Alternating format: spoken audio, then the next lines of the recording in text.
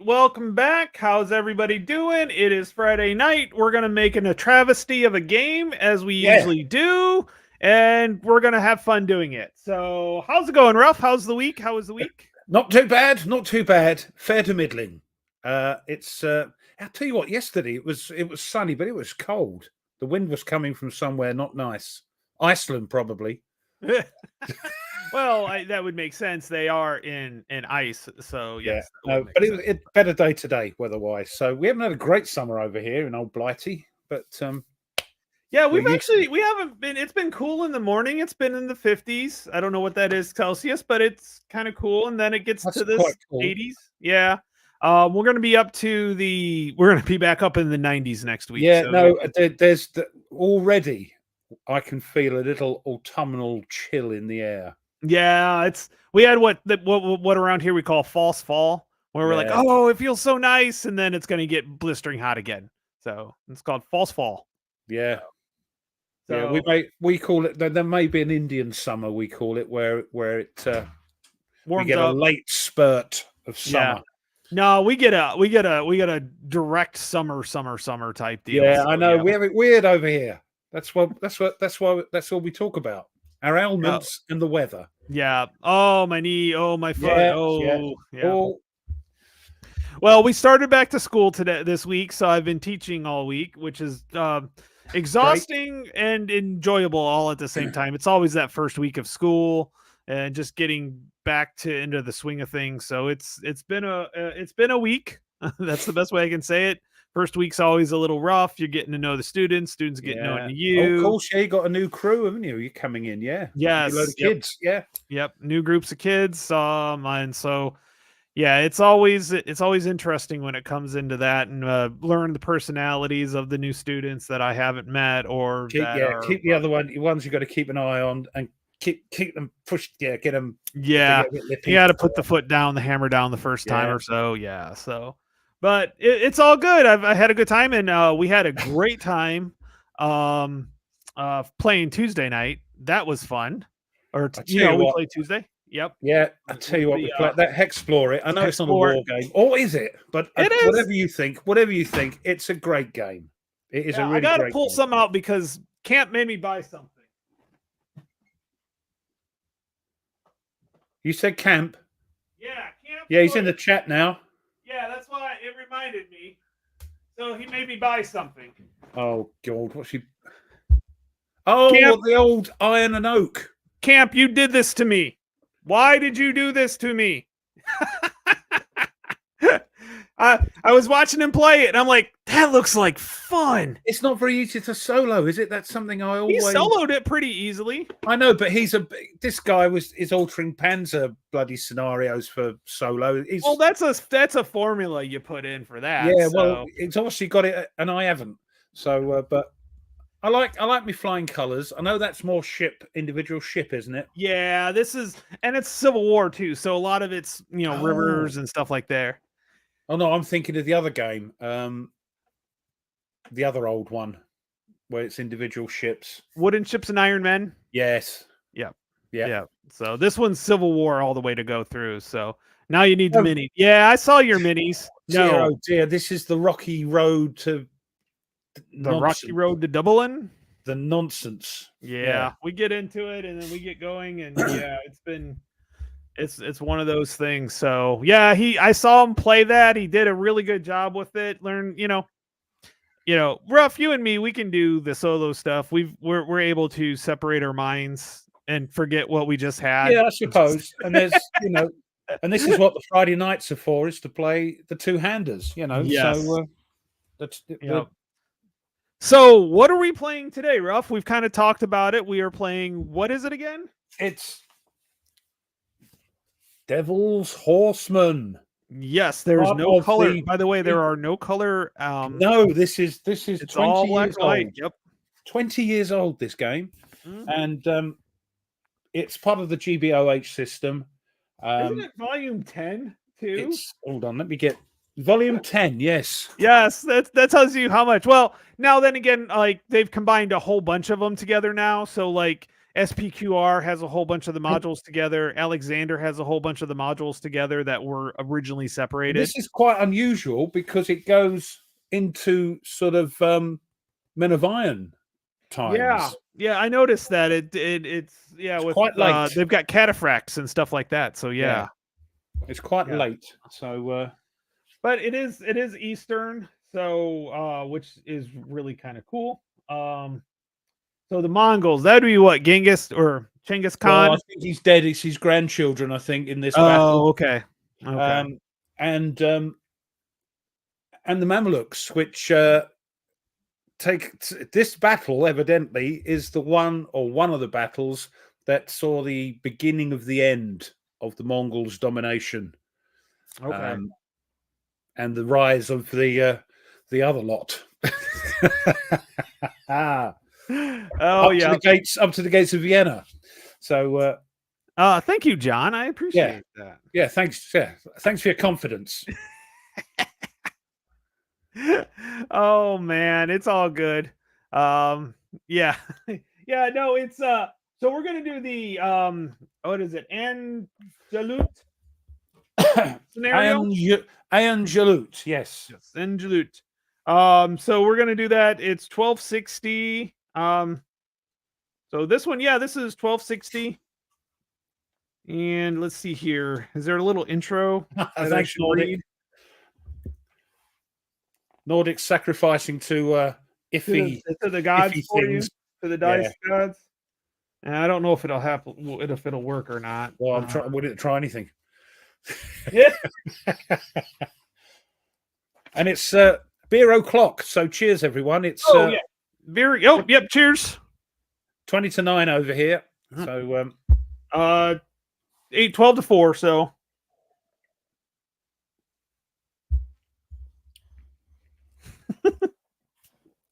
Tony wanted to teach new kids and not have the same 3 kids for 3 years. Oh, Andrew's a student of mine, by the way. He's a senior this year. So he walked by me. He said, "I see you're streaming after school." I said, "Yep." So yeah, Andrew, we do this most weeks. We're bonkers. Yep. Let's see here. So Angelut, it is for many years historians considered Angelut as one of the 10 most decisive battles in history. Get nearer the mic. Get nearer the mic. Tony. Okay, that's better. There we go.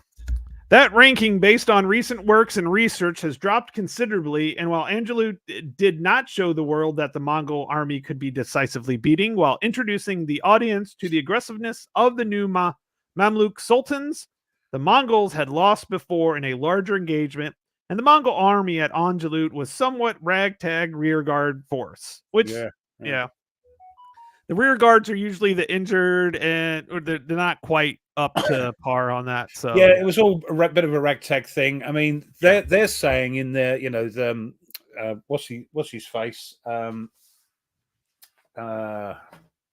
saying that it wasn't an important battle, but people are still classing it as one of the battles that was the beginning of the end, of the Mongol, empire. In 1259, a large Mongol army from the Ilkhanid Mongol horde under one of the great military leaders, Halugi,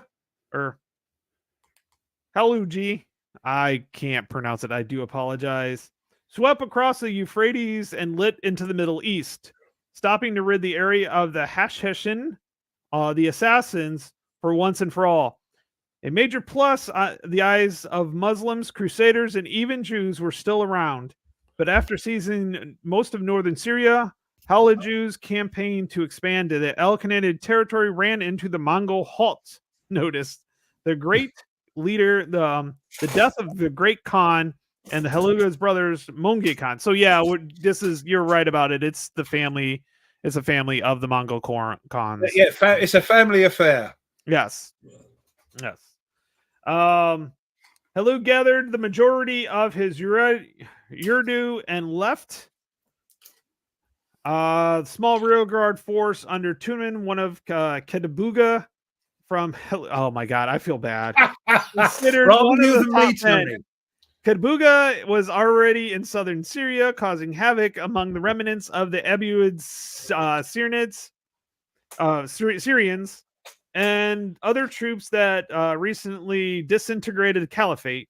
Two factors, though, would bring the eventual result. Kabuda's Tunaman was not one of the Mongols' best, and political turmoil in Egypt was about to change the way the wind was blowing. The Mamluks had seized control. Mamluks and the slave recruited soldiers that the Fatimid Abidjudi dynasties based in the Cairo prized above any types of the others. The slaves were mostly Turks.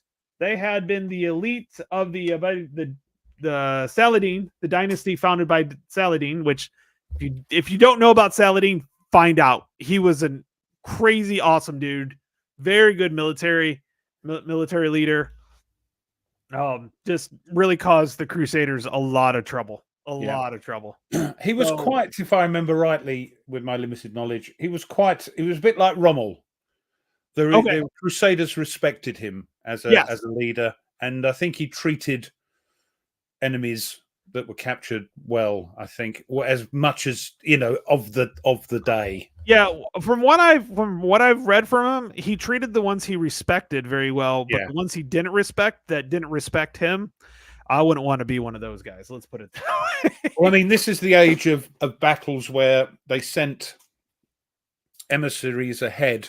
Yeah. And said, look, if you give up, we'll spare you. If you don't, we're going to slaughter everything. And they sometimes murdered the emissaries, which was, they actually killed the messenger. So it was a rough and tumble time. Terrain notes: Angelut is a spring watering hole fed by a small stream in the narrow valley. The valley is ground is typically of the Middle East, flat and excellent for cav operations. Because I can't say cavalry, I just said it right properly. You just said it, cavalry. I know, cavalry, but I always end up throwing it. I make it cavalry is what I end up making. The V first, cavalry. Yeah, cavalry. Yeah. Oh well. The hills to the right and to the left are rather rough, and the level 3 terrain, Mount Gilboa, is not usable militarily and may not be entered. This is one of those games we just run into each other and just see what. I wanted to play this and try this out because you've got these feigned retreats and things like that going on, where you can sort of goad the other cavalry to come towards you, and when you do, you run away, going, "Oh, I'm frightened," and they run after you. Yeah, run away, and they may run after you. And if you do, there might be a chance for you to turn around and fire bows at them. Which is. It does say this is a smallest, shortest battle in the box, and good game to sample the system. Be a novice or GBOH grognard. It should take about 3 hours to finish. Triple that by us because the way we're gonna do it. About an hour longer if it's your first an hour. Boy, Berg was very kind to us. They are, yeah. We bless him. We have a very kind to us. Chat we do. Yeah. Ruff is going to play the Mongol Horde, and I'm going to play the Mamelukes. Let me go ahead and let's go to the board. I think this is quite a balanced one as well. It looks like it could be. Oh, I should zoom out so we can see everything. So Ruff being the Mongols, he is down here, and I am up in here. And most of my troops, I have this little like vanguard up here, like scouting troop. I would say would be the best way to describe it. To come up and see what happens. But most of my units here, I have a crap ton of heavy cav and a crap ton of light cav. This is like they said, it's good for cav on that one. So, and it's a nice small map as well. I tell you what, the only problem with this game is it's blooming hard to get hold of, and there are some sort of glitches with the rules and things. But apart from that, it looks a good game. It's but it's just very hard to get hold of and quite expensive. That was like I was gonna pick it up because I think Noble Knight had a copy of it for like $80, $75-$80. Yeah, see. My problem was I didn't want to pay $80 for 4 battles. That's the problem. If you can pick it up for 40, then you go, okay, I'll have it. $10 a scenario. Yeah, that sounds right. I mean, I forget what I paid for it, and I got a was lucky to get it, and I don't think I paid silly Billy money over it, So yeah, I'm glad I got it. I got it. Yeah, it looks like it's going to work out pretty well. So Yeah. basically, let's go through the. Let's see. The only problem with this being an early one, it's 20 years old. There's no sort of separate sequence of play handout with it. Oh, so you have to look in the rule book. I was going to see if maybe it might have been on here, but it doesn't look like it. These look like no. And I've looked on BGG, and no bugger has bothered to do one. So. Yeah. Well, there's a nice summary of orders on the back, but that doesn't help because we got to get to the orders in the past. Summary of orders. Yeah, if you look on the back page of the rules where the movement cost charts are, it says. Oh, yes, down the bottom there. Yeah, but it's not. A nice little order of play would have been, or sequence of play would have been nice there. But anyway. Well, this is early days, remember? Even though this is number 10. And then the grand order of things, it's not a long sequence of play. No. And there are some differences between this and the sort of more modern ones, which I quite liked. Let's see. Sequence of play starts on page 5. Yep. So, with that.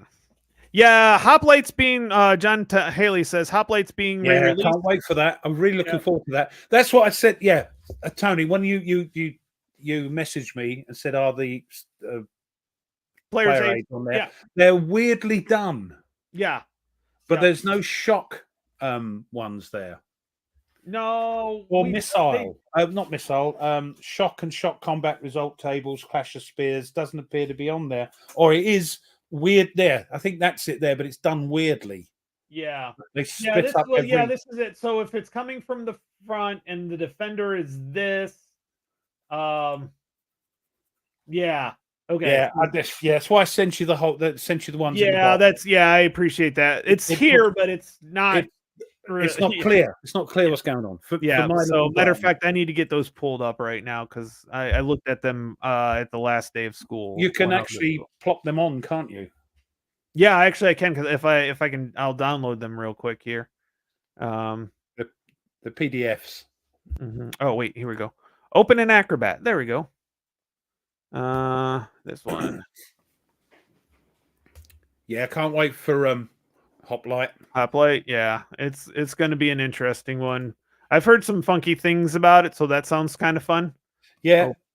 That sort of when they move a certain distance, they don't stop. They get the lust, the battle lust in them. Oh, yeah. If you want them to stop, you go, no, don't keep, no, oh, no, they go, oh. So, yeah, I'm looking forward to that. Yeah, it's Chariots of Fire as well. I'm going to get the whole lot because we don't play it often, do we, Tony? But I want to get it more played. That's the thing. I'd like to, so I get more comfortable with it because I'm glad Nordic's in the chat to help me and anybody else that knows this system. Okay. Yeah, so let's see here. Download it. Yeah, I did. Okay, let me go ahead and open these two up. And then I'm quite getting into it. I mean, I like this era, and I like the Men of Iron eras as well. Oh, that's your credit card password. That's nice. Okay. Yeah. I think you. Like, oh, thank you for reminding me. I have that up on the main screen. No, you don't. I was joking. I know. But it's still funny though. Yeah. It's still like, oh yeah. Okay, open that. Yeah, up. this is those are weird. And I was looking at these. Yeah, these shock tables. So basically, it tells you which column to do it, and so I can. Yeah. It's weird. I mean, this Vassal module is 10 years old as well. Well, I honestly, looking at this, so if we looked at the actual at the charts here, they actually make sense when you look at them. Actually, they might be a little bit easier than the carts. So if we have light cav, which this is for light cav, yeah, because we can see that up right up in here. you figure out, okay, where the defender is, we're coming at the front. Now, what defender is it? Well, we're only going to really have light cav and and heavy cav. So it's either going to be 5, column 5, or column 7, depending on pluses, minuses, things like that. But So does it tell you the shock superiority? yes, it's green and red, which doesn't see, help you at no all. good to me. No, the two colors in the universe that I have didn't no even think. use to I me was like, whatsoever. hey, it's green and red, Ruff. Can't you? Oh yeah. Yeah. Oh no, I can tell you, but if you want to, but they do have it set up for the That's fine. No, I've got my own. I've got my own. You got your own. Slightly Yep. orangey coloured, weirdly coloured. And I have those too, which Yeah. works out pretty well. I'm just. Well, you've got them in case you don't want to use. I'm just. I'm finishing up getting this. This I've got one more page to go here. It See, was a little. I labeled them correctly for you as well. Yes, you did. I do appreciate that. So now I know exactly where to go with them. Page 4. There we go. Oh, that's not the way I wanted it.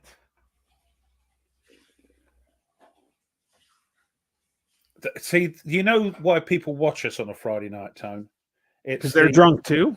They're drunk and they love the professionalism. Oh, yeah. Okay, so here we go. Now I've got it. Now we're good here. Okay. Oh, okay. Here we go. So we have page 1. So these are it. So we have our missile ranges. And the nice thing is, Ruff, you're right. I'll be able to bring these up when we go through them. So you can. Oh, that's okay. Good. Yep. So I've got those. So we have the fire versus effects, simple bow, compound bow. I don't think any of these are. I can't. Hold on. Let me look. I think they're all composite. Yeah, I think so.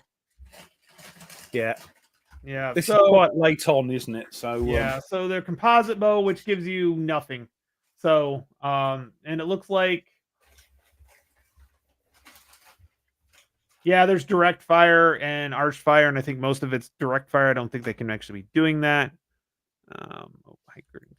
So, and then we have, let's see if we go to second page, we have a superiority chart here. So, whether it's defender, and basically all we're looking at is 2 lines here. Basically, these 2, light cavalry and heavy cav. So. Yeah.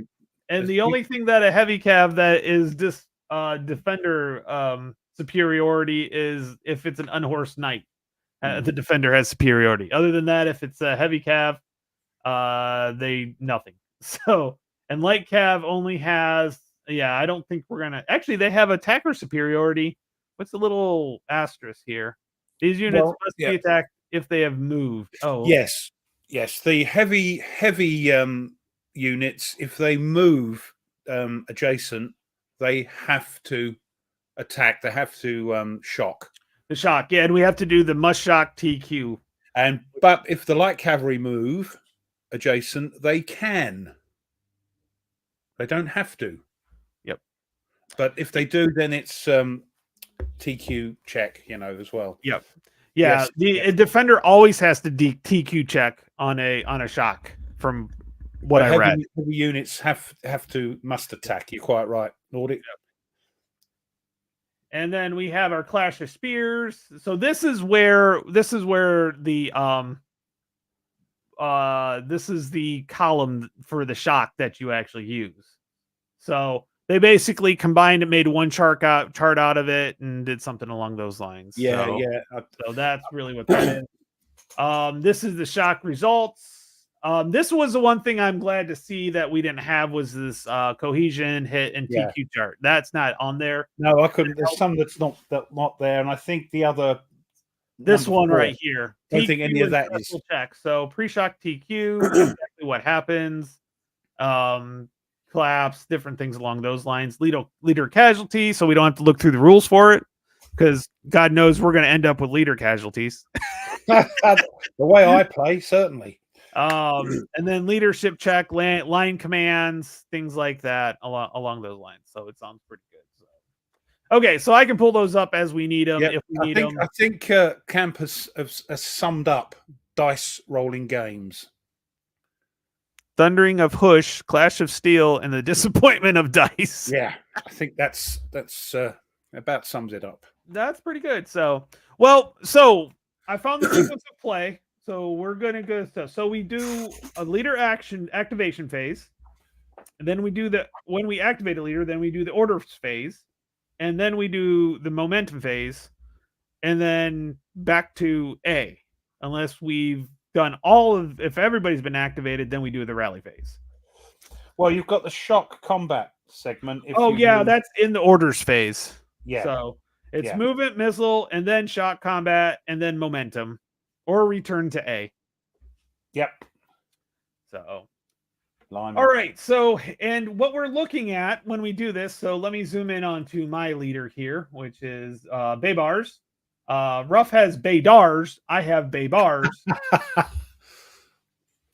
I don't know. It sounds like a whole bunch of Smiths and Joneses here in the United States fighting each other. But we are looking at the leadership. Where is the sample leader? So we are looking at the initiative, which is this second number. So with Baydar, it is 6. I have a Sultan, which is 6, and I have Prince, which is 4. Ruff has a Baydar, which is 4. Yeah. You have Kitburgu is a 6. You have which is a 3. So right now he's going first. I think that's Milot, isn't it? Oh, we got this guy here as well. You got and he's a 4. And I think that's it. Yeah, that's it. So what we do is we start with the lowest, which is interesting. Because I think some of the other ones start with the highest, and then you work your way down. Oh, do you? I think it's been a while since I've played some of the other ones. Me too. Last time I played was Cataphract. Yep. So the player with the lowest initiative rated leader who has not yet been activated activates that leader. If that leader wishes to issue a line command, he rolls for the ability to at the point, which means he rolls his initiative or less, equal to or less, and then if he does, then he can do a line command. Well, to be fair, the only one for my guys is going to be, that one and that one, I suppose. Yeah. This guy over here isn't. He's going to do individual commands because you can't do a line. He's the Syrian, so he just is in command of this one, and this one. That's it. Those 3 there. Yeah. Yep. So you really can't do a line command with that one. So, no. Which is why he's got a little dash under his line commands. Oh, yep. Because he can't do any. Yeah. Yep. So the numbers on the leader, by the way. So let's go ahead. We'll just take this. We'll take El Sheer. So it is first is the command range. So his command range is 4. Second is the initiative, and he does no possible line commands. And his charisma is a 2. So he's not very charismatic. Well, at least he's got some. Yeah, that's true. That's true. And so the amount of commands I can do is the equivalent to my initiative. Is that right? I believe you are correct on that one.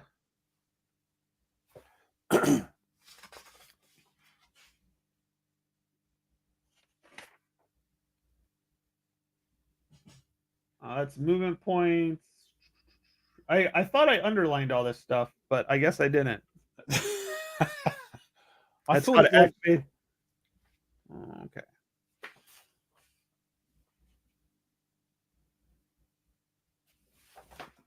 The active leader, a leader can give the number of individual orders equal to his initiative rating or units, or to units, or he can issue a single. Well, you can't issue a single, but his initiative is 3, so he'll be able to do 3. Weirdly, he has 3 units. Whoa, geez, that's just convenient there. We've got a heavy. We've got a heavy cavalry there underneath. Underneath him there. And 2 light cavalry. Now, movement allowance is the one on the right. Yeah, so for the units, so let's just go over that. So let's take this this Syrian unit here at the bottom here, that's got a 6-9. So the first one is a troop quality. So this Syrian is a 6 troop quality and has a movement allowance of 9. And hex turns, hex spines and stuff do count as a movement.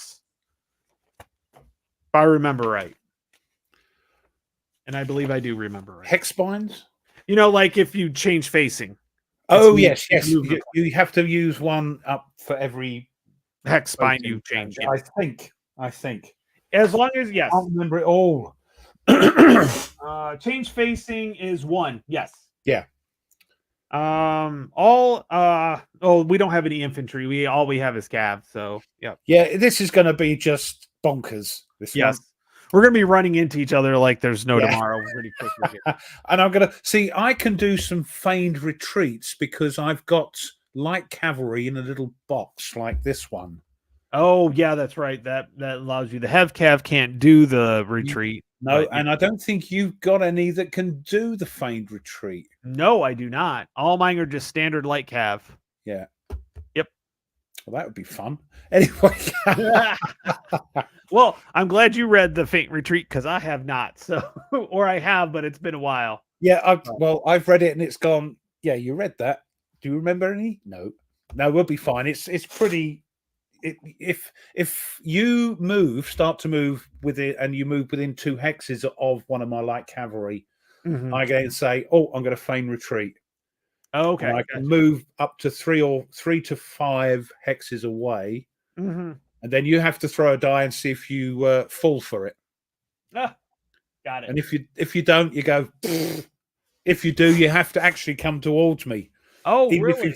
Even if you've used up your movement allowance. Oh, because you think that, hey, like he's running away, we're gonna go get them. And then as you do that, when you come within 2 again, I throw a die, and if I win, I turn around and fire my bows at you. Yeah, it looks fun. I mean, that's why I wanted to do this one. I think there's some similar stuff in some of the other GBO. Oh, yeah, they all have some little tweaks. I mean, the basis is true, but yeah. That's why I like this one. It's like, oh, and that was a thing they did, and it was until they caught on. I think it was basically the where are we? The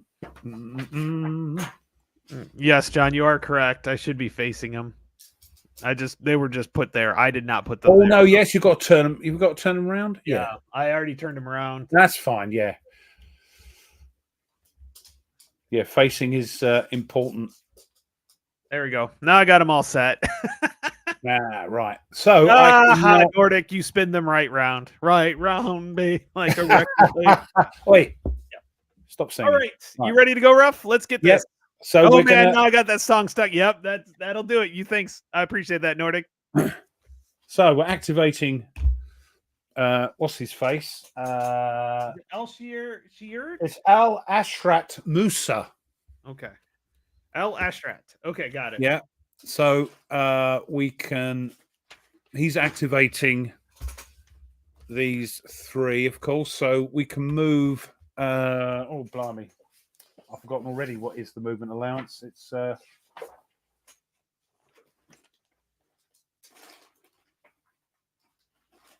it's the right hand one. So we can move 9. So we're going to move 1, 2. Let's zoom out a bit so I can see what I'm doing. 2, 3, 4, 5, 6, 7, 8. Now then, we've got this Jalout River here. All right. Let me just check. I was about to say it took a minute for that to catch up on my computer. Yes. That's a river. But is it a stream? It's not the Kalka River or the Indus River because those are actually listed. This is a river here. I think the thinner one down here is a stream. Oh, there's only one. It's all. Oh, that's yeah.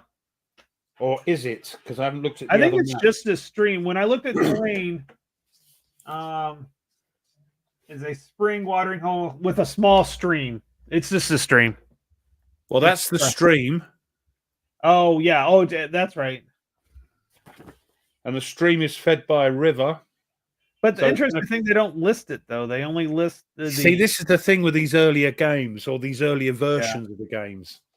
I'm assuming that's a river. Which one? Because there's the Indus River. It's probably similar to the one. I know that, but if you look at the movement cost chart, and that's a stream. That's a stream. I know. It's the same. It doesn't matter. It doesn't matter. It's the same. Oh, it's 0. We're fighting over nothing. No, it's +1 to cross. Nordic says there's no mention of it in terrain. That's because there's no reason for it to be mentioned because it's on the back of the book, on the back of the rules there, and it's both the stream and the river are +1 MP to cross or enter. Okay, yeah. So right, so that's sorted. Okay. And then we're going to go 1, 2, 3, 4, 5, 6, 7, 8, 9.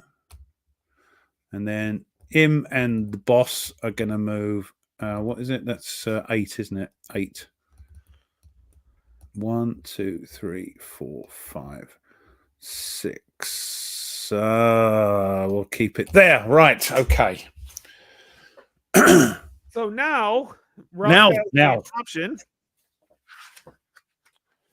I'm going to try and go again. Yes, you have the what is it? The momentum. Momentum. So when you do a momentum, you actually roll against the initiative. So leader's initiative rating, which is only 3. Yes. Okay. Now the other thing is Ralph. Yep. I think you flip them over or for move because they've moved. Oh yes. That's if you hit M, it puts something on it. So try that. Yep, that's moved. Yeah. Because if you move again with them, they get a cohesion hit. They get cohesion debris, don't they? Yep. Yes. Until after everybody's gone and we basically reset. So. What's their cohesion limit? Oh, that's in the rule book, isn't it? It's the TQ. It's their TQ. Cohesion is their TQ. They can't equal. Their TQ is 6, so they can't go 6. They go down to route. They come down. They're routed and they go to 1. Yeah. The interesting thing is they route off the map, which you got a long ways to go to get them to route off the map. You could actually try to recover them. Well, that's the idea. Well, isn't it once they get far enough away from the leader, they can't. They need the leader to actually rally them. The leader would go with them. Okay. In this case, because there's only 3 of them, I would have thought. So leaders initiative rating. So let's see if not, I finish. Equal to or less than. What does it say? If it's the same or less than the rating, so 3 or less. 3. Oh, wow, you get to go again. It is cavalry. Ruff says so. Once you route the cavalry, they're going to speed off. I'm like, yeah, but you might get 1 chance to recover them. I'm not. Yeah. I'm like right at the edge. No, you're right at the end. That's why I wanted to go. That's why I want to get as much in deep as I can. So in case they do route, I've got a little bit of time to do that. Yeah, so I gotcha. Yep. What we got here? We've got light camera. So we're going 1, 2. Yep. 3, 4, 5. Hold on. What about missiles? Missiles. Let's see here. Let's pull up the charts for that. Missiles. So these are mounted composite bow. So at a range of 9, you would need a. No, I'm not 9 now, am I? Oh no, at a range of. I know. You could go range of 4. If you were at a 4. Oh, it's a 2. It's a 2 or less to hit. Yes, and it's a light. If you're coming at light cav, there's no modifier. Oh wait, on Mongol light cav, So yeah, it's not a simple bow. So there's no. They're all composite in this. Yeah. thing. I'm noticing that most of them are actually not good to have the modifiers unless you have crossbows. Crossbows seem to help a lot. Yeah. So we've got 1, 2, 3, 4, 5, 6, 7, 8. Let's go mad. Let's. Oh no, 8. 8. No, I wanted to. I've got a turn, haven't I? I haven't got enough. Yep. So 1, 2, 3, 4, 5, 6, 7, 8, 9. Oh, 9. 1, 2, 3, 4, 5, 6, 7.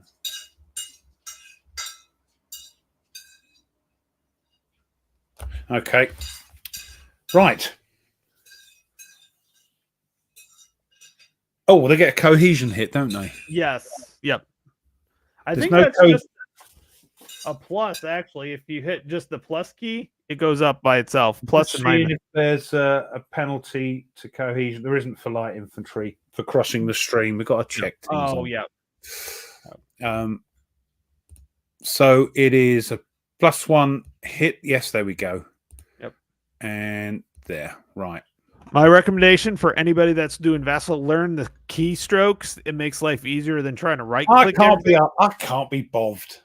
Well, by the time you get done playing a 2-hour session of a game, you pretty much will have them down. Well, yeah, I suppose plus. Oh, right, it's a plus, isn't it? Yeah, okay. And then minus would be. But don't I have to sort of shift to do a plus? No, you just hit the plus. Mine's a plus and equals button. Where's that then? Don't you have a numbers key? A numbers pad? Oh, I see. The big one at the end there. Right, gotcha. Well, You can see how well I know.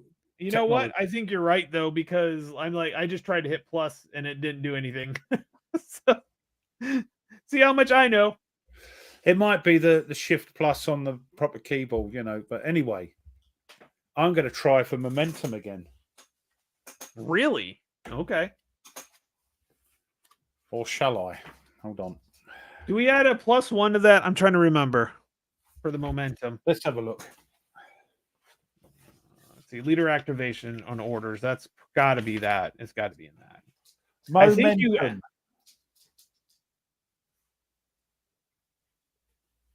Because you can do it 3 times, can't you? Yes. I'm just trying to remember if.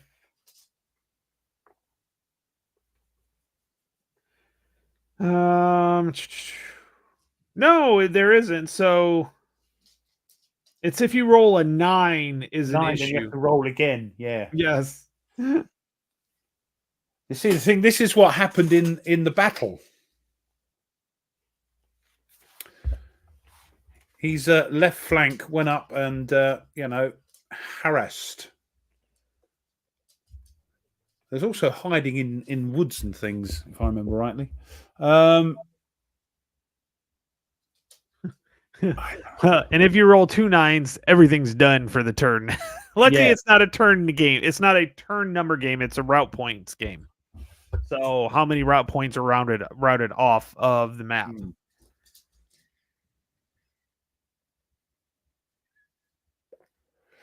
Hold on, there's a cavalry intercept. No, there isn't. Right.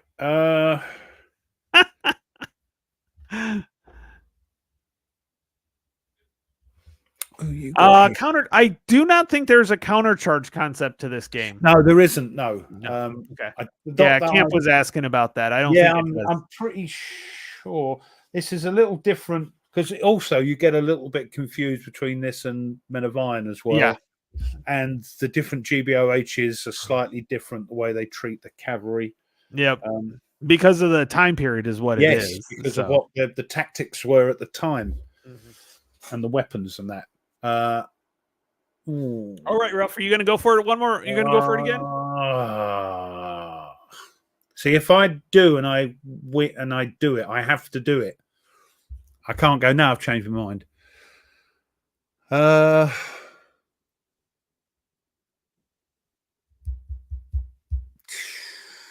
we'll keep it there. We'll finish. Okay, so go ahead and flip that leader over. Finished. There we go. Okay, so next one, I have a 6. I have a 4. I have 1 4, and you have a couple 4s, I think, or 1 4 as well. I've got this chap here. Okay, so you have 3 4s. So you have Badar and this light cav guy here. He's a 4. Oh, he's a 4. So what is the? Don't we have to roll and see? That's what I'm trying to remember.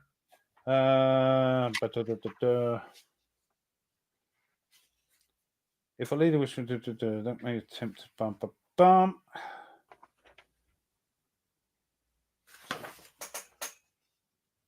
If 2 leaders, in the case of, okay, yeah, here it is. It's 5.12, page 7.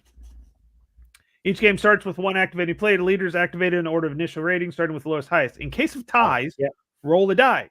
High roll goes first, with players then alternating amongst the remaining similarity leaders. Right. If 2 leaders on the same side have the same initiative, the owning player decides which one goes first. Okay.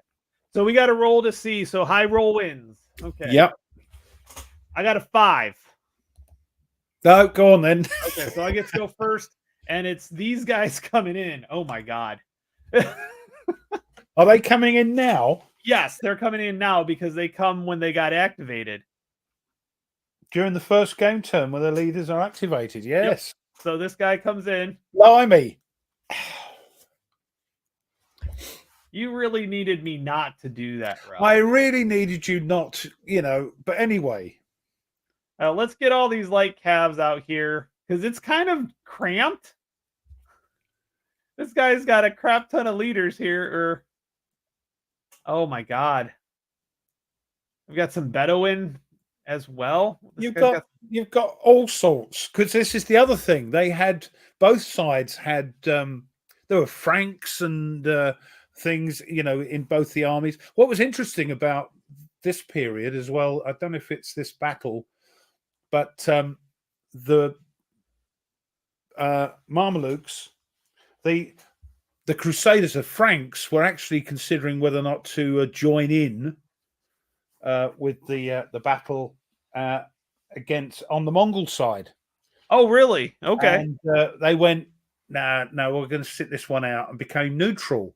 And they allowed the Mamluks, the Muslims, which were the Shia, I think they were the Shia Muslims, to go through the Crusaders' territory unheeded to get to to battles. So that's quite interesting. It's a very interesting period, because you've got the Crusades, the end of the Crusades, and all that sort of thing. The counter gore gets totally out of control. Yeah, I can see that. He said, this is a great game. Ibn Hashim. Ibn Hashim. That's it. I said it. I know I got that right. In the end. Yes, yeah. Ibn Hashim. Yeah, this is great. So I'm gonna need a lot of coke. I love it. A little Monty Python. Yeah. Oh, I love it. That's great. Okay, sorry, I got distracted by our great, wonderful chat. So the chat makes this, Okay, so I'm just gonna go ahead and get started because all these guys. Oh, I can do a line command. Oh yeah, that's right. I can try to do a line command for this one. I do have to roll below his initiative, which is a 4. If not, I get to give 4 commands. So these guys don't, unless it's a line command, they don't come all on at the same time. So I need to roll on. So I need a 4 or less for a line command. Let me get rid of this. Okay, here we go. 4 or less.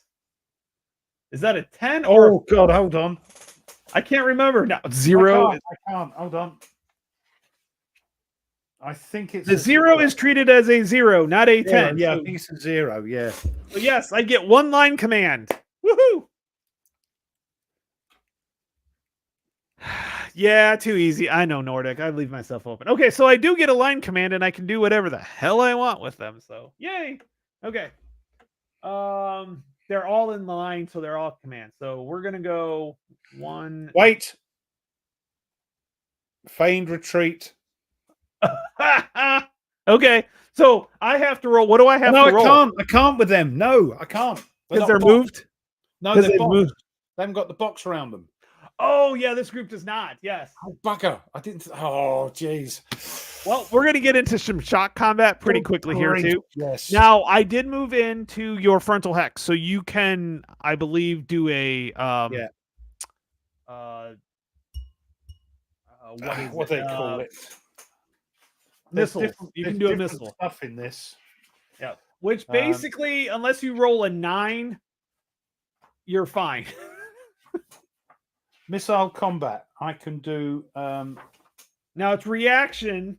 It's reaction fire. Because I moved into your into my Zoc. Yeah. Yes. Hold on, I'm trying to find it here. Here we go. It starts on page 15. It's missile fire. Yeah. Oh, reaction fire. Here we go. Page 17, 8.4. Yeah. Inactive missile units may fire in a reaction to certain movements into and out of their Zocs, as well as against active units that are firing against them. Return fire. Okay. Whenever an unrouted unit leaves the zone, don't need that one. No, Entry reaction. Here it is. Whenever, all retiring. Oh, that's okay. Whenever a friendly unit enters an Xeno Zoc, zone of control, of the enemy unit, this includes entry as a result of advanced after combat, the enemy missile may fire its volley at entering the unit before and any further movement. Okay. Reaction fire does not. Hold on. It says when friendly units are moving as a line, which you are. Yep. All movement is completed before any entry fire takes place. Oh, okay. Because then you can decide which ones. Yes. Go into multiple. Yes. That makes sense. Okay, so he's going to move here. He's going to go 1, 2, 3, 4. 1, 2, 3, 4, 4, 5, 6. 1, 2, 3, 4, 5. You know, when you play a game with me, Tony, it's going to be a bloodfest. Oh, well, that's why I like to play games with you, because you like to get right into it. You're not trying to maneuver or do something. We don't do that tactics. Yes. What are you talking about? Yeah.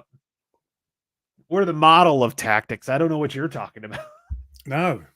This is going to go, oh, this was good. It was bloody. It was fast. They're going to go, I'm going to have to try and find a game of this. Okay.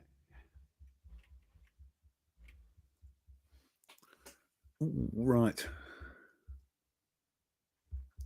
My issue is that my leader, honestly, he's got a range of 6, a command range of 6.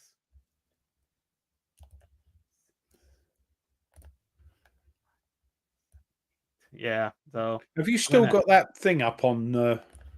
Oh yeah, the missile chart up. Yeah. Let me move it out of the way here a little bit. So these guys are just gonna go here, here, here, here. Here, here. Okay, so I have moved everybody. Yeah, they're all giving me See, this is what they're like in the chat. They're all giving me tactics suggestions now. It's too late.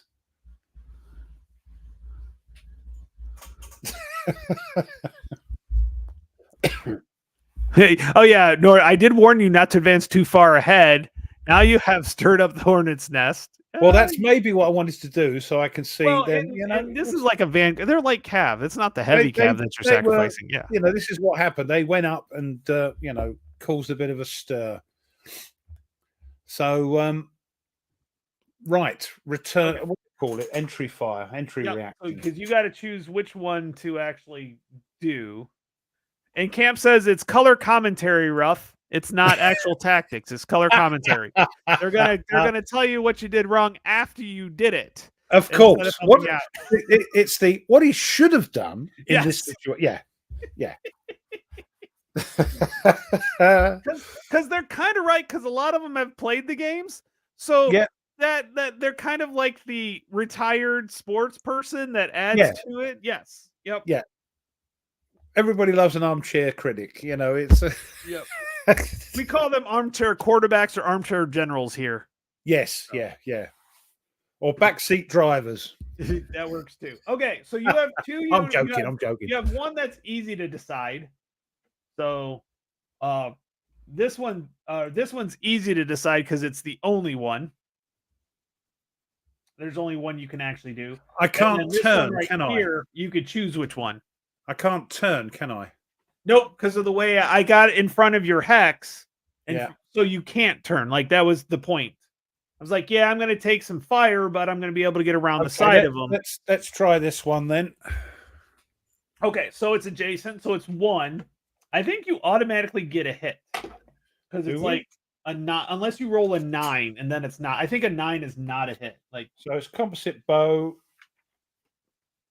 9. Yes. So no, a 9. It's an automatic hit. Okay.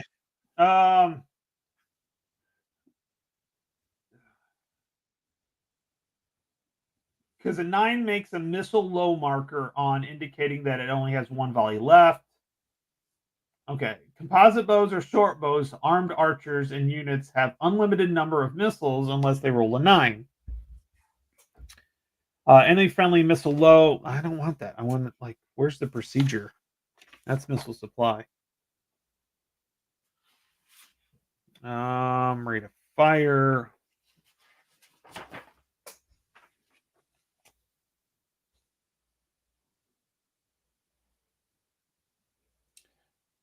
Hold on. Okay, there's 3 types of missiles: short bows, composites. Oh, these, they are all composites. I see the C. They're all. Every bow on this map is a composite. Sorry. Yep. And they're all mounted. So I just need. I'm going to hit you. Yeah. And then, I take so if I get a hit, then I just take a cohesion hit, if I remember right. Is that where are we? Fire effects chart. Direct fire, composite bow.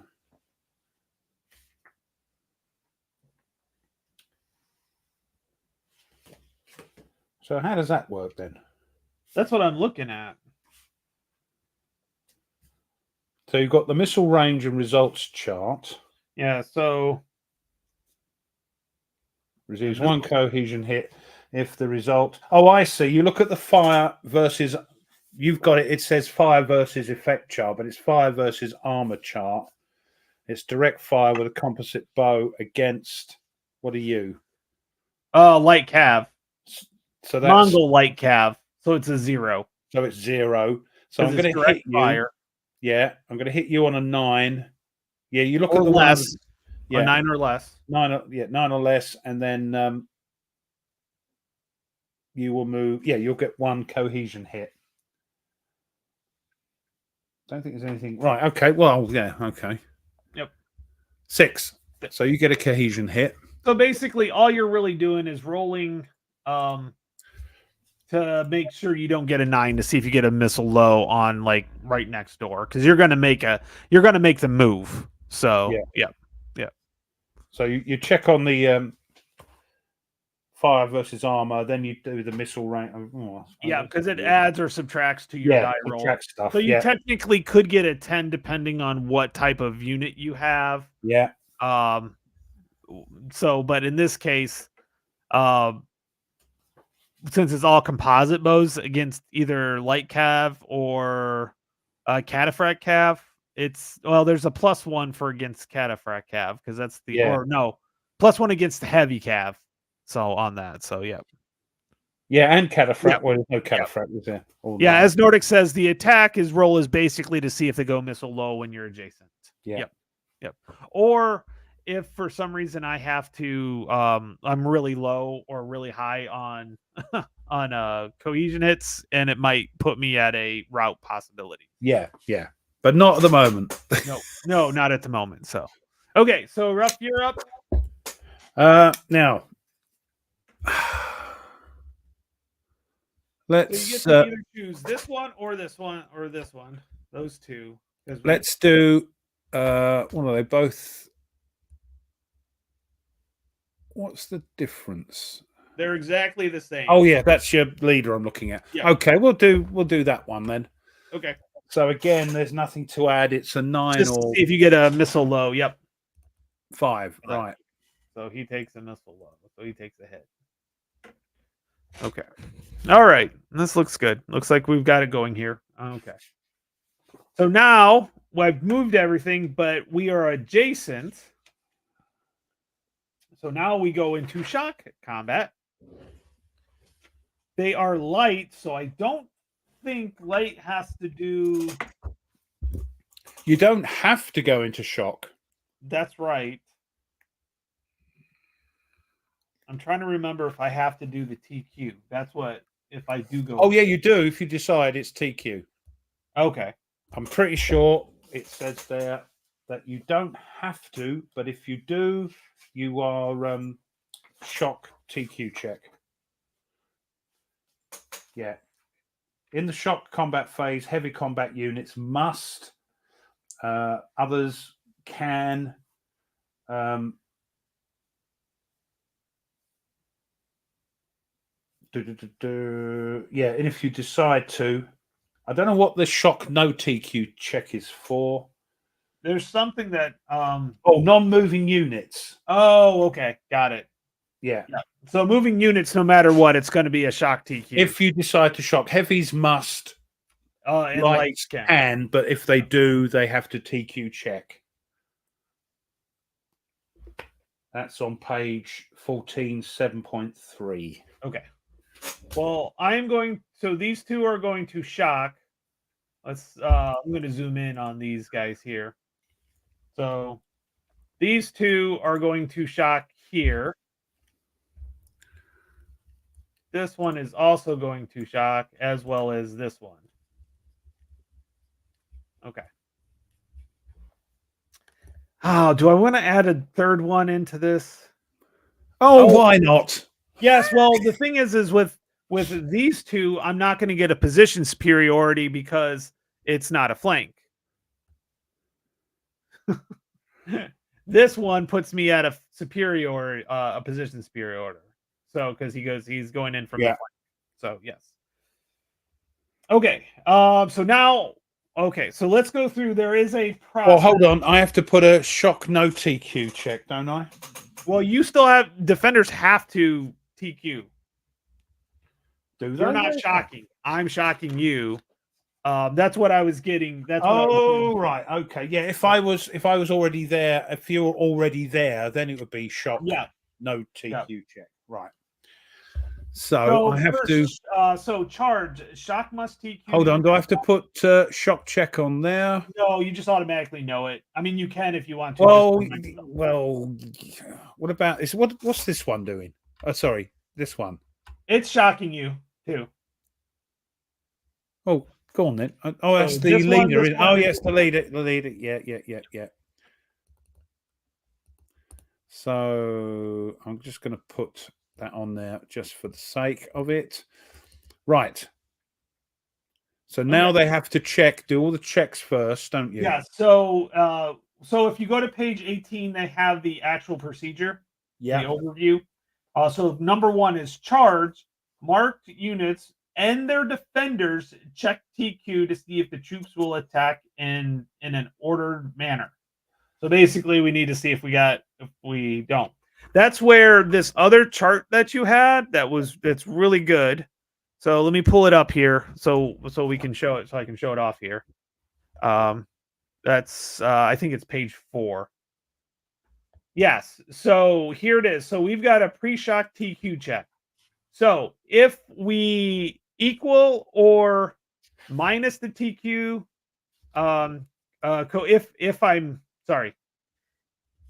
If the die roll is higher than the TQ, it's the TQ minus the die roll. That's how many shock you take. If it's equal to or less the TQ, the troop quality, then nothing happens.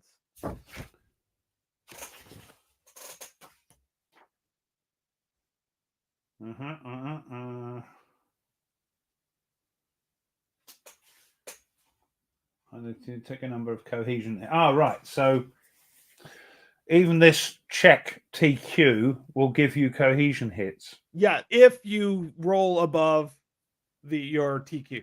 Yeah. Yep. Blimey. Right. So let me go first because it does say to charge first. You're attacking. Yeah. Yep. So we'll start with this guy right here. He is a 6. So he rolls a 1. He's fine. So I will take off. I'll do no check because that tells me that I checked him. Yeah. And next one's a 3. He's fine. The next one, 5. Wow, I'm doing pretty good on this. Now we're going to go to this guy here. 2. Blimey. And then this guy right here. This will be like a 9. Nope, it's a 0. Okay, so now you got to check your 2. So that's 6 or less, yeah? Yes. Yes, this one is 6 or less because it's the middle number. So yes. They're just making sure. Yes, the one. Yeah, this one here. So that's 6 or less. 3. So just hit S. It goes to no check. And this one. Oh, it's a 5. 5. Oh. No. So what you do is you take the die roll minus the cohesion. 3. And it's 3. So you got to add 3 cohesion hits. Flipping heck. But even before we do the swords and sorcery shit. Yes. Yep. Sorry, stuff. Swords and sorcery. Wow. 3. Jeez. Okay. Next thing, we check for for any leader casualties. And that's also on that page 4 of the Devil's Horsemen. It's the leader casualty summary chart. So you took look at the leader involved in shock combat. So basically a 0 a 0 if you roll a 0, roll again. If it's greater than the leader's initiative, the leader is killed instead. All right, so mustn't roll a 0. That's correct. So I'll go first with my prince guy here. I rolled a 7, so we're okay. So you have El Sharit. 1. Oh, ooh, that was close there, Ralph. Oh. Okay. Wow. Okay, so we did that. Now we need to resolve the shock. So we use the Clash of Spears and Swords chart to determine which column. I am going to use, so Ralph, let's see how well this works out. Yeah. So we'll start with this one first here. Okay. So it is a light cav against a light cav, and I am coming from the flank. So I just want to make sure. So that's going to be number 7 on the shock combat results table. Let's see here. So it is from the flank, and it's light cav. Yes. So it's on the 7. At the moment, it's number 7. Yes. At the moment, it's number 7. So that's pretty cool. Start off with. Okay. That's position. Weapon superiority. I can't believe there's anything. No, I think they're the same. Let's see here. Let's see. That's position. I don't. Are you attack superior? Yes, I am attacking superior. Yes. Let's have a look. Let's have a look because you are attacking light and attacking from the flank. It actually does not help me, to be honest with you. Well, no, you get double. Oh yeah, that's right. It's the double cohesion hits. Defender cohesion hits for me. Yes. Yes. The weapon systems on armor protection one side. So if I pull up, I just want to pull up this stuff here. Let's see here. Where is? Okay, we did the Clash of Spears, shock superiority. Yeah, you get that automatically because you're from flank. Yeah. Yep. Well, I'm so that's the way I'm looking at it. Let's see. This is the shock superiority. Now, numerical superiority. If one has more units than combat than the other, that player gets the column shift equal to the difference. Positive for attacker, negative for because you get to roll two, if I remember right. It's not like I just roll. You roll two, I think. No, I'm the attacker. No. The result is for the attacker, isn't it? Yes. And the bracket Yeah, because I take. Let's see. So what is it? The one in the circle or in the parentheses is me. Is me. No, it's got to be the number before. Okay, let's see here.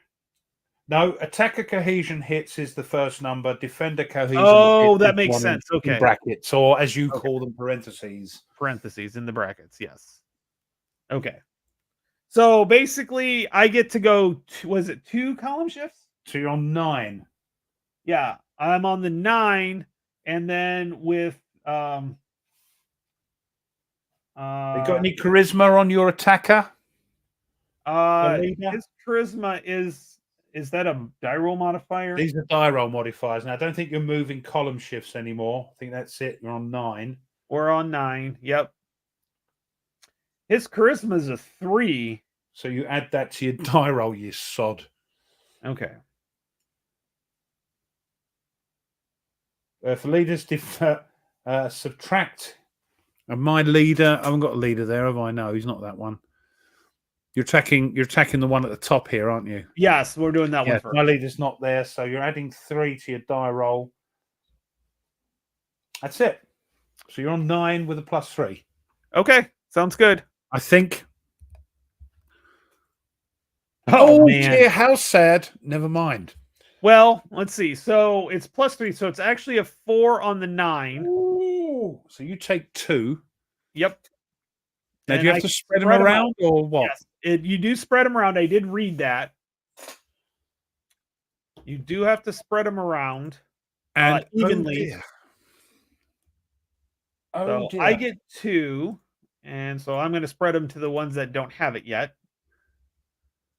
And so you get double because of the... Yes, all right. Don't rub it in. No. I'm trying to see where that's at. What is that? That is... That's 6. Position superiority. Okay.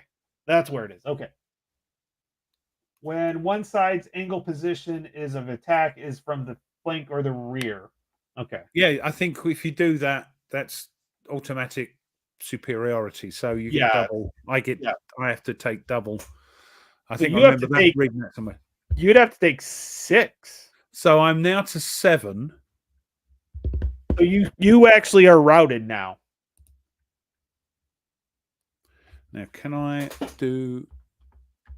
No, hold on. Let me see if I can do it this way. No, let's see if I can do it that way. No, they don't work. No, I know. I realize that too. Okay. So 1, 2, 3.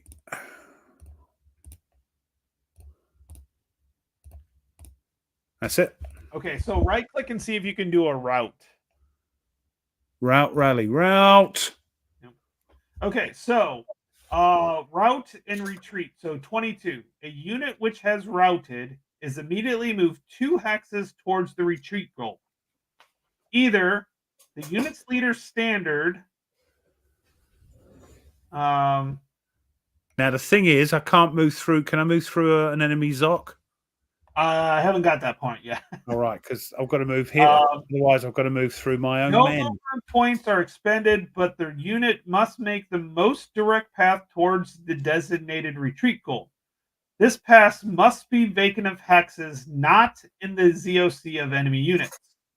If no path exists or cannot retreat 2 hexes, the unit is eliminated and placed in the route marker on the the routed marker unit finishes its retreat. Oh, okay. If no path has existed or the unit can't retreat 2 hexes, the unit is limited. Period. Then, if it does work, place a routed marker on the unit. So You cannot go into a frontal hex. So Right. this hex would be okay. But I don't know if you can actually go through. Can you actually You go? can, but I think there may be consequences. I think this unit, whatever unit you go through, has to take. Well, you couldn't go through this one because it'd go through. You'd have to kind of go here and then here. Yeah, and I think that would then.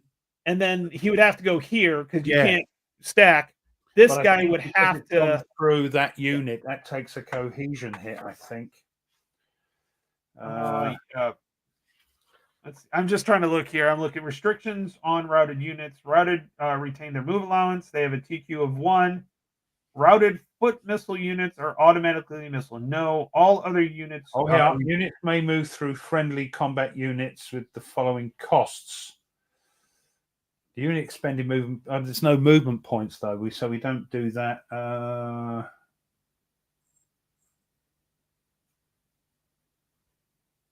Routed units that move through or is moved through by a friendly unit is eliminated. Oh, so he's gone. Yeah. So how many? So that is the route points. The TQ. Then is that what it is? What about the whether or not we leave the battlefield? Yes, because you're eliminated, so that's route points. Oh, blimey! Now you're asking. I believe that wins by causing his opponent's army to withdraw. Has exceeded. It's in the. I think it's in the scenario. Hold on. Yeah, TQ. Nordic says TQ to TQ rating for route points.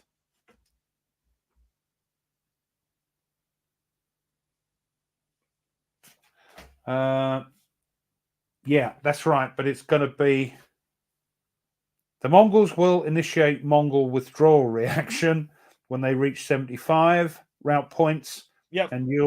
And the Mamelukes will withdraw when they reach 90.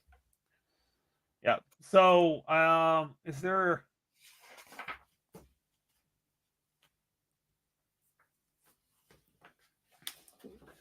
So you need to move him to there's that route, the R up the big on top. R. Yep. Yeah. So you're gonna go there.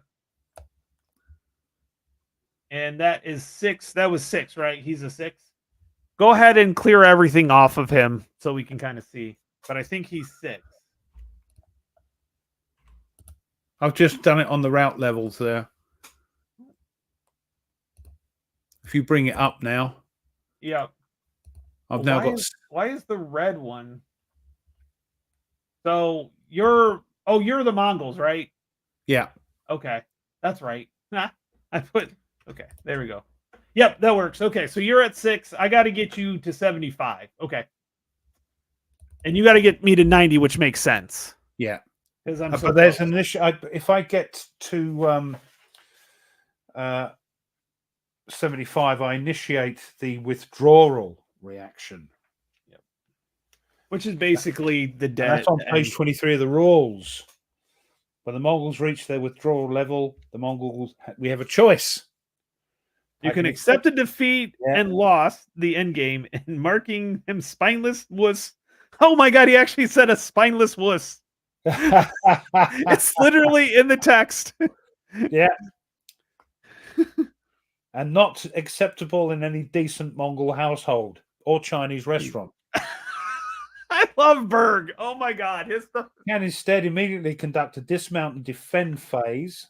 At the conclusion of the dismount and defend phase, play resumes with the next game turn.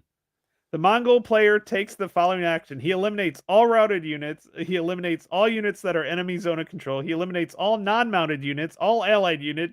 He places his remaining units anywhere between their current position in the Mongol retreat edge. I think if I've lost 75 route points, there's no. I'll have to take. Well, in this case, this part's kind of a joke. Yeah. Because in the subsequent rally play, he may choose to either give up or stand or defend. At some point, one of the 3 things will occur. All Mongols will be eliminated, at which points they have lost. They eventually give up because they've at least tried. They may order Mongolian takeout. and the opposing player reaches the withdrawal level, in which the Mongols win. So yeah, he's hilarious. Yeah, it's like you're having a laugh, and if you want to waste more time, just do this. Yeah. Oh, Nordic says this text reads like one of my comments. He's not wrong. Yep. I just need 12 more units to destroy. Okay, so Nordic, stop encouraging him, please. Okay, so advance after combat. So after.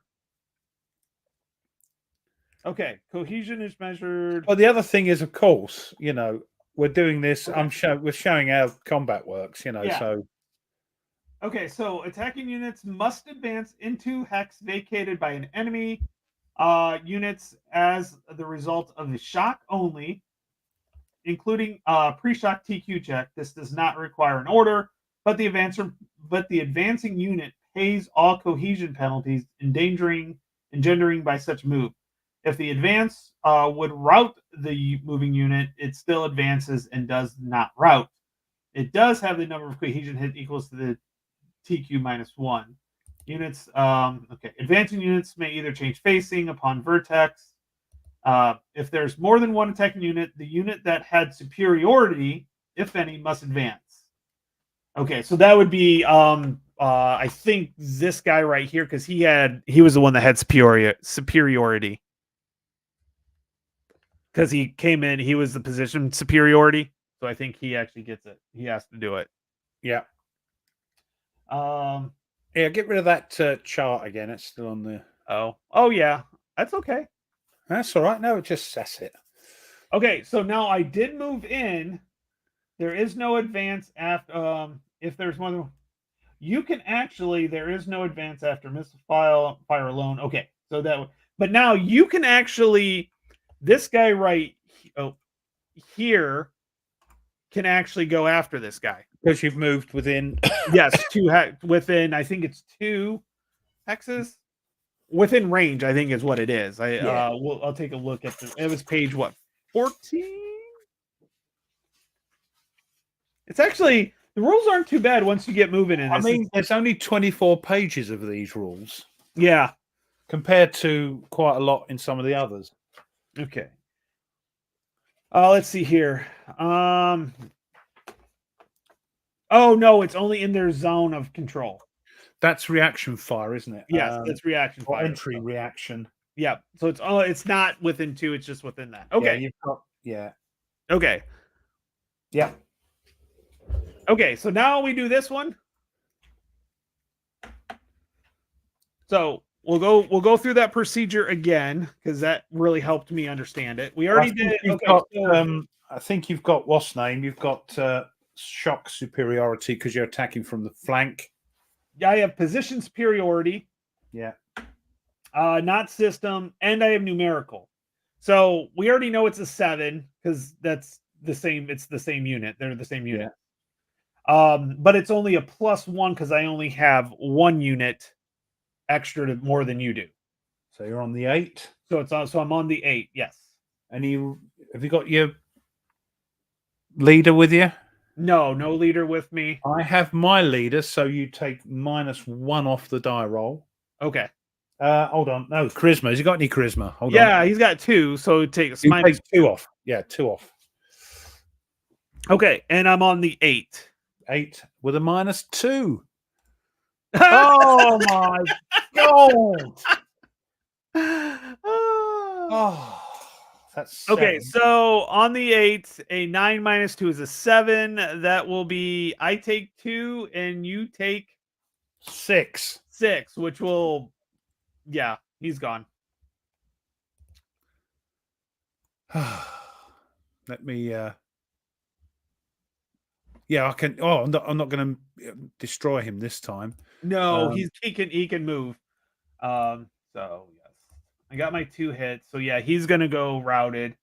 Hold on. You've already done a leader, so the leader will go with him. You've already done the leader. Hold on. How many pass the TQ before it's destroyed? I don't think it ever is. It just goes to route. Once it equals the TQ, it's just routed.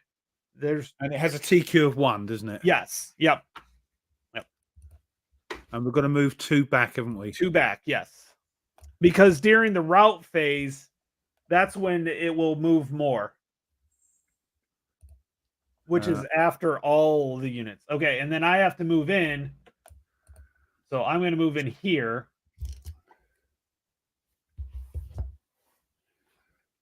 But shock phase is already over with, so I don't think I actually But shock. I can now entry reaction fire. I'm not in the zone of is the zone of control. I think it's flanks as well. I'm not 100% because They, they're mounted. page 14 it says so.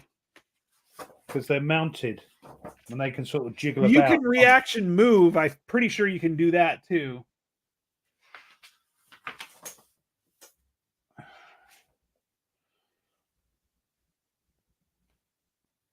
I'm sure I read that cavalry flank because they can move more easily than infantry.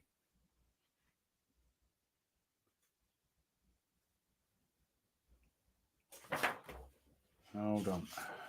All combat units exert control, but only into their front hexes. Hold on. Any unit may change facing one vertex per phase when an enemy unit moves adjacent to it. So I can move and entry reaction fire. Yep.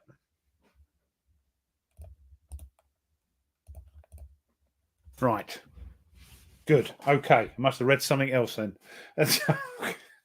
So do you either get to move or fire? Is it? What's that? So you either reaction move or you reaction fire. No, because you moved into my Zoc. Yeah. I can move. I can turn and then use entry reaction fire. Let me just check. I'm just trying to find it. Yeah. I've lost it now. Yeah, 17. Reaction facing change. Hold on a minute. Hold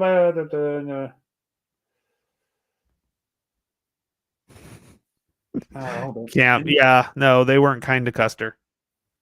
Any unit may change facing one unit.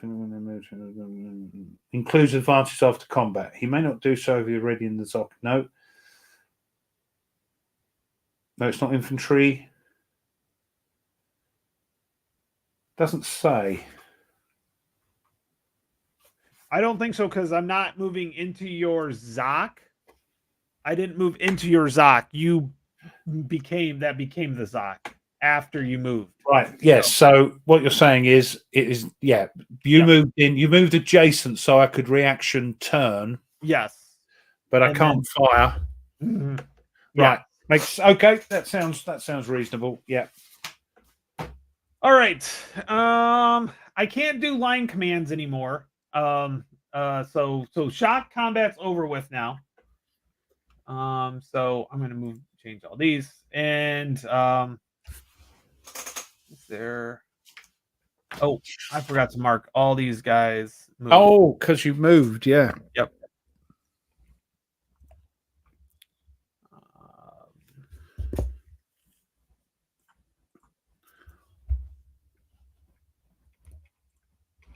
Right, give me a couple of minutes because I've been drinking a couple of beers. I've just got to have a comfort break. I'll be back in a sec.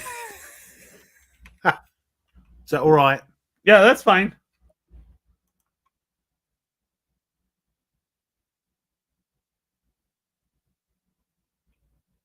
Okay. Oh.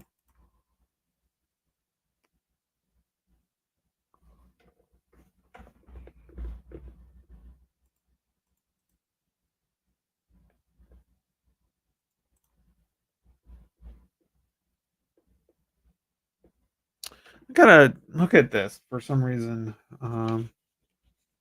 Movement 10.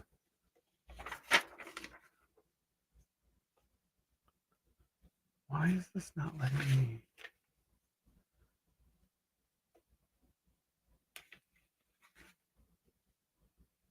Movement. Okay.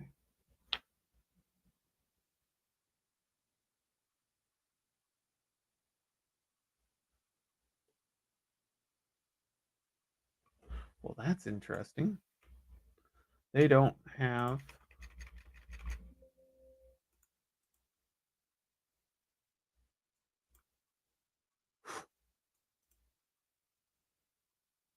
Oh, I bet I have to put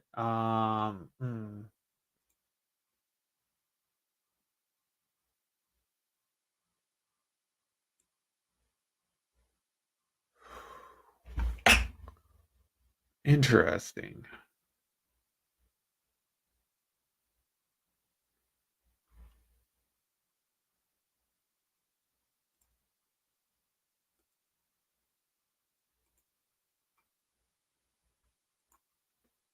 Markers, here we go.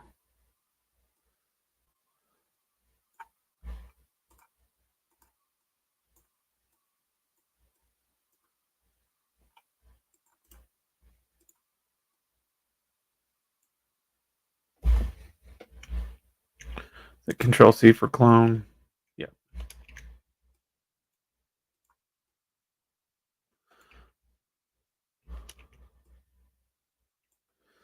Once played a decent amount of Elysia at a con. I keep seeing the Elysia one. That always makes me interested in that one.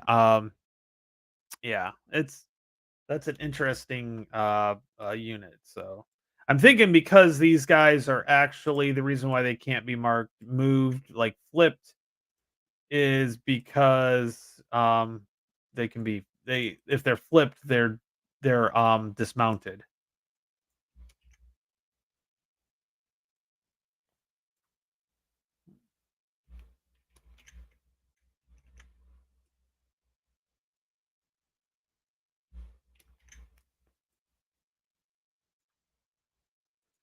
Let's see, this one can be done moved.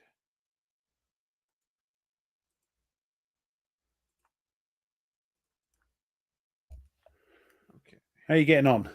Oh, good. So I was like, why can't I flip these? No. Oh, okay. But the units that I'm marking moved with the uh these markers here are Yeah. because I can't flip them because when you flip them, they're dismounted. So how comes I can do it to mine then? Because some of them are and some of them aren't. You can't dismount your Syrians. They can't be dismounted. Let's have a look here. That's awkward. So if you do a right click, you can't Yeah, dismount those. I don't. Yeah, mine are the same. Yep. That's awkward. They haven't thought this through, have they? No, it's I remember reading about it. Yeah,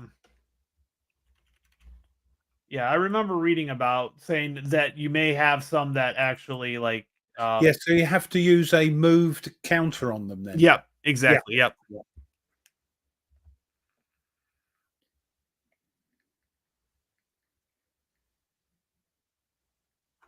Yep. So okay. So I've got all those marked as moved. Except for this one. Hold on. I'm got one more to do. Flyer. Oh. Control C. And they've got them set up so they sit behind. That's handy. Right. Yes. So, and if I right click them, I can write no fire. It flips it to fired or moved. So if I really needed to, but we're good on that one. And the ones I could flip, I flipped.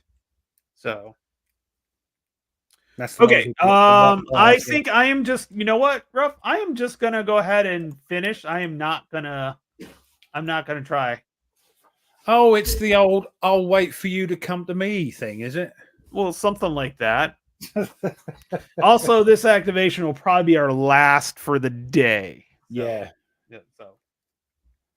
So I want to leave it with you doing something. Oh yes, because it's the number. Camp. So if I flip them over, Camp wanted to know because if I flip them over, if they're dismounted, yes, they are. They become light infantry. Yeah.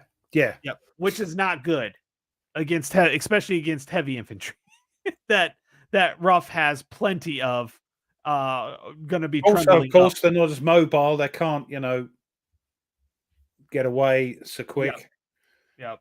So Wow, you're nice light cavalry down here. Really, I can't wait to get a hold of them. They're Really? all fives. What, these ones here? No, these ones here. They're all fives. I'm going to be able to knock them out no Yeah. problem. Yeah. They got little boxes around them, though. Yeah, you can do that thing. Okay, so you got to do a 4. So you get to choose which of the two. So we got this chap here, which is Dadar, Dadar, and I have Baybars. So Barbie. and you have light cav leader number 1. Oh, this chappy here. Here, Right. Well, what we'll do then? Well, they got 9. Yeah, rough. That heavy cav. There's that, and there's a few that are 8s. They're 7 and 8s. Those are going to be tough, especially if I don't have my heavy cav on yet. So, what is my heavy cav leader is a 6, if I remember right. Yeah, he's a 6. And hold on, because he's the OC. Initiative is 6, so my heavy cav won't be moving quite yet.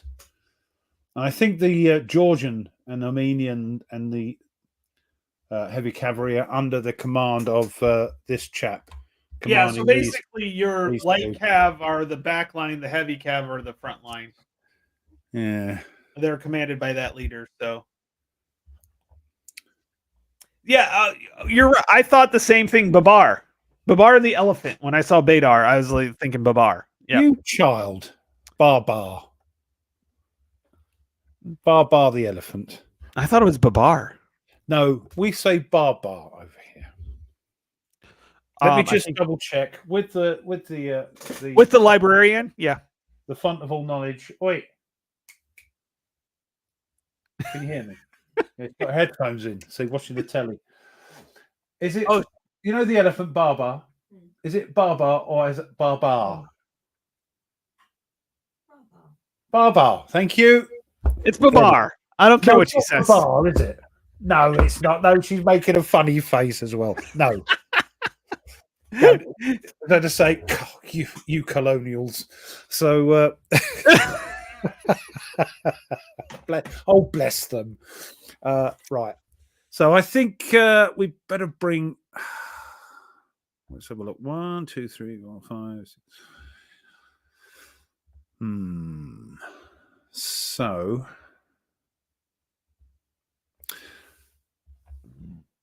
What we got here? We've got light cav. Where's all your heavy cav? Oh, you got all your stuff on. You haven't got any heavy cav, have you? Oh no, what's this? It's on. It's just I haven't brought it on yet. I just moved it out of the way for right now. Why didn't you bring that on? Because I wanted my light cav to come on. I got to see what you're doing first. And also, he's a 6. I couldn't bring him on. I could trump my own units, but I didn't want to do that. Same with my guys. Yeah, okay. Yep. Like I said, I could have swore Alexander was the highest first, but I could be wrong. It's been a while since I played Alexander. No, I'm not going to get him to say Lincolnshire because he can't. Lincolnshire. No. I know it's Lincolnshire. I say it now. I say it Lincolnshire now. I just say Lincolnshire just to make you cringe. And everybody over there cringe. And it does. I'm not. And that's just the American in me. I got to take it. I got to take the mickey out of you guys every once in a while. Well, and it's expected because we'll do the same to you guys. You know exactly. And then you'll start speaking in language that sounds like English, but we have no idea what the hell you're saying. Oh, I did see an interesting thing about because I keep taking the mickey out of the way you pronounce your words, like Arkansas. Yeah, Arkansas. Yeah, as you know, Arkansas is in days of yore in the 19th century. It was said both ways. Oh, really? Interesting. And it's a French word, and then which is why it's Arkansas. Yeah. Okay. Not Arkansas. Yeah, well, that makes sense because that was. But there was not a law, but a thing put through saying this is the only way to say this word is now Arkansas. with giving respect to the French. Oh, it's actually History of illegal to say Arkansas, by the way. I'm going to That's say it law. every I'm time not now. kidding. I am I'm not gonna, kidding. I'm going to wind Nate up. So well, here's the other thing is in New England, Ruff, they do say the shire instead of the shire. So it's Lincolnshire in New England. I'm just Of course, Midwestern. because they've got the proper name there, apart from the new bit. I mean, yeah, you look at Gloucester and it's not Gloucester. It's Gloucester. Good God. Or Gloucester or something like that. I don't know. Gloucestershire. Yeah. Yeah. Yeah, if you try to pronounce it phonetically, It's Gloucestershire. yes. Okay. What are you going to Anyway, act? What are yes, you I going thought it to was quite activate? interesting about And by the Arkansas. way, Nordic agrees with me. It's either Alexander or Julius Caesar that has the best first initiative leader. The best leader goes first. What? We're not playing it though, are we? We're not playing Alexander. Is that what you're saying? There we go. Yeah. So Alexander, what is that way? I hit for some reason. I got muted. Oh right. Okay. I'm going to activate Mr. Light Cavalry #1 down here. Okay, you're gonna get that. You're gonna see if you can do a line command. I'm going to do a line command, which is 4 or less. Is that right? 4 or less. Yeah, it's your initiative or equal to or than your initiative. So Come on, don't muck me about. Yes. no, you do get a. You know, other than my rolls for combat, the rolls haven't been so bad. No, we'll see. Well, I'll keep stum about that for now. Right. Nordic's predicting the future that you're going to roll a 2. I've got to I move. love the 30-second delay because it's like he's like roll a 2 rough and you rolled a 2. Yeah. They don't realize it's already gone. You know, Yeah. expect. What was the old what's his name from Steely Dan? His solo album. You know, respect the 10-second delay. Oh. When he's talking about being a DJ. Yeah. Oh yeah. Nordic's like I called it before he rolled. Actually, he technically did not, but well, he may have done in the scheme of yeah, according to the stream, he did, but in real TV time, he did not. Okay, go ahead, Mr. Light Cavalry. So he's gonna obviously move everybody. I'm assuming.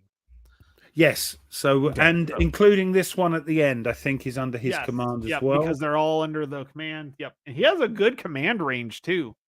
Wow, of 7. 7. Yes. Right, here we go then. Let's have a look. I just want to bring these up because these have got the boxes around them. 1, 2, 3. Ooh. 4, 5, 6. I think we'll move them up here. Right. 1, 2, 3, 4, 5, 6, 7. 1, 2, 3, 4, 5, 6, and he's coming with them. 1, 2, 3, 4, 5. Ah, shoot! I've got to.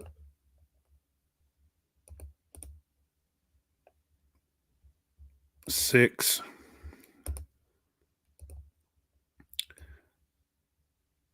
Is that right? 7.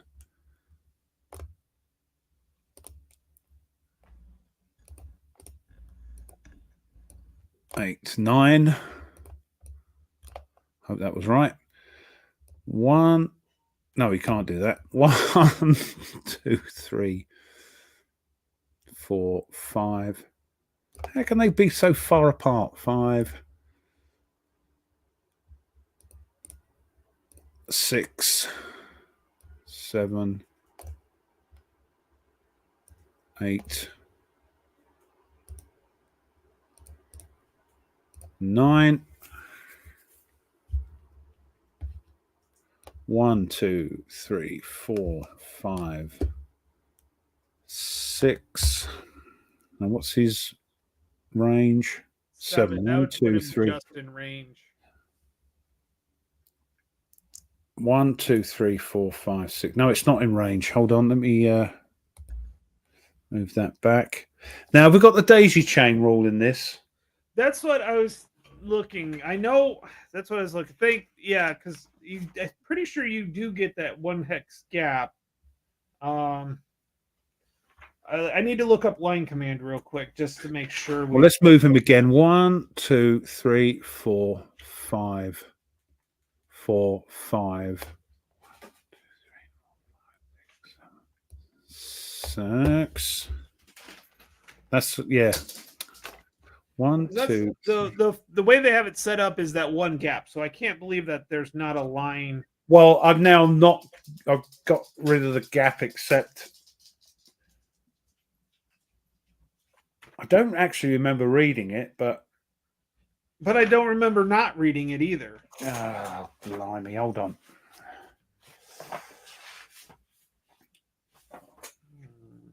Command system, no. Command range.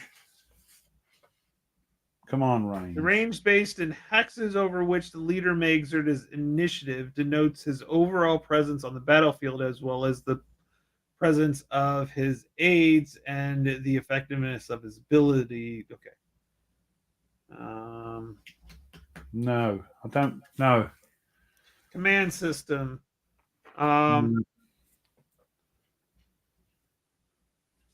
Leave an enemy's nope. Oh, that's overall commands, supported commands.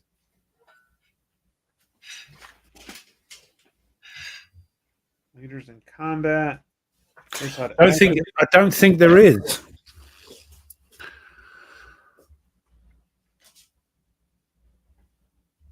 In which case, I'm going to have to rethink these two here. Right.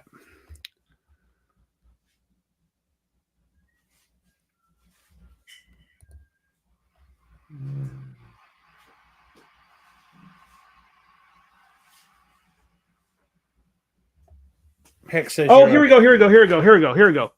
Each line command allows the units of certain types that are within twice the leader's command range and meet the line eligibility requirements. I need to look at that. So a line command is 14. So if you do a line command, it's 14. Yeah, but 4.23 is the line eligibility. A leader may issue line commands if he is eligible. Units issued to a line command may move. A line consists of units of the same type or organization as denoted in the individual scenario and line rules. All units comprised of a line must be within twice the command range of the leader. The path traced as if it were giving an order. Units in a line do not have to stay together when they moved, and all eligible units take part. Yeah, but if I don't want to do a line command next time, next time you can technically, if you get as long as they're within, it says a leader. Okay, so the line command, a leader instead of issuing individual orders may issue line commands if he is eligible to do so. If I don't want to issue a line command, I've got to issue individuals, and they've got to be within command range. That is correct. There's no daisy chain, is there? No. A leader. Let me just let's see. A leader may give individual orders to friendly units within combat range, subject to combat, which is an unobstructed path of hex equal to or less than the range between the leader and the unit. Yeah. Count the unit's hex, but not. A path is obstructed by Zox or terrain leader. Friendly combat units negate the Zox. All other paths are considered obstructable. Command ranges are calculated at the instant the order is given. So yes, you are correct. So there's no daisy chaining in that. But when you do a line order, it just has to be within the same group within 14 hexes. For this one, it's twice the command range. So yes, there is no daisy chaining. You have to move the leader around a lot, is what I'm figuring out. And the only way to move a leader by himself, not with the unit, is when the OC command if the OC commands.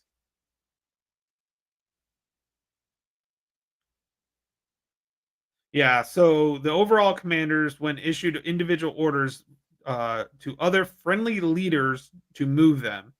If the leader is to be moved, it starts in the enemy zone of control. It costs the OC 2 orders to get him out of the line of control.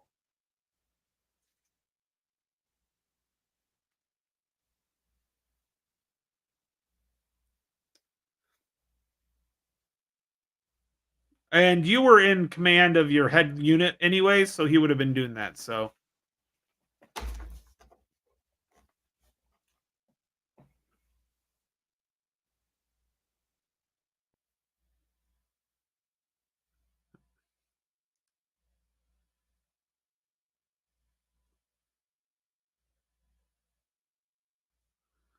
yeah, no, they do. They're pretty. It's pretty close across the game systems with like line orders, individual orders, and things like that.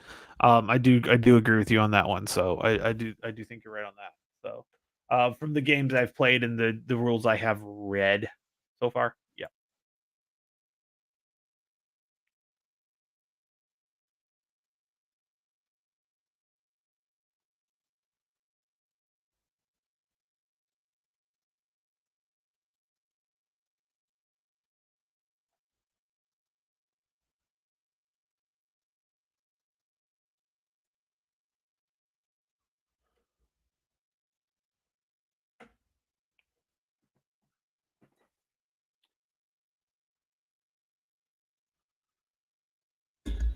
So you really want to get as many of those units as you can close to the leader as possible.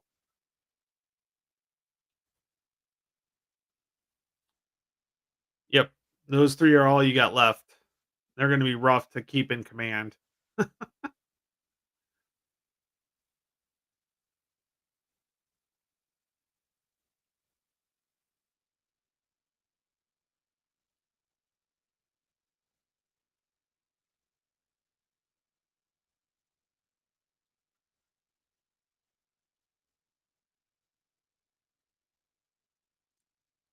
Rough, you're muted again.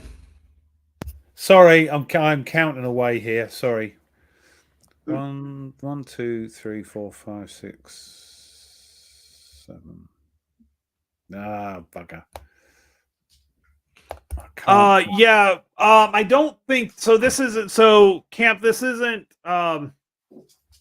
So the system, the Great Battles of the American Civil War, is based off of this system where they do have the color coordinated, which I know you know very well.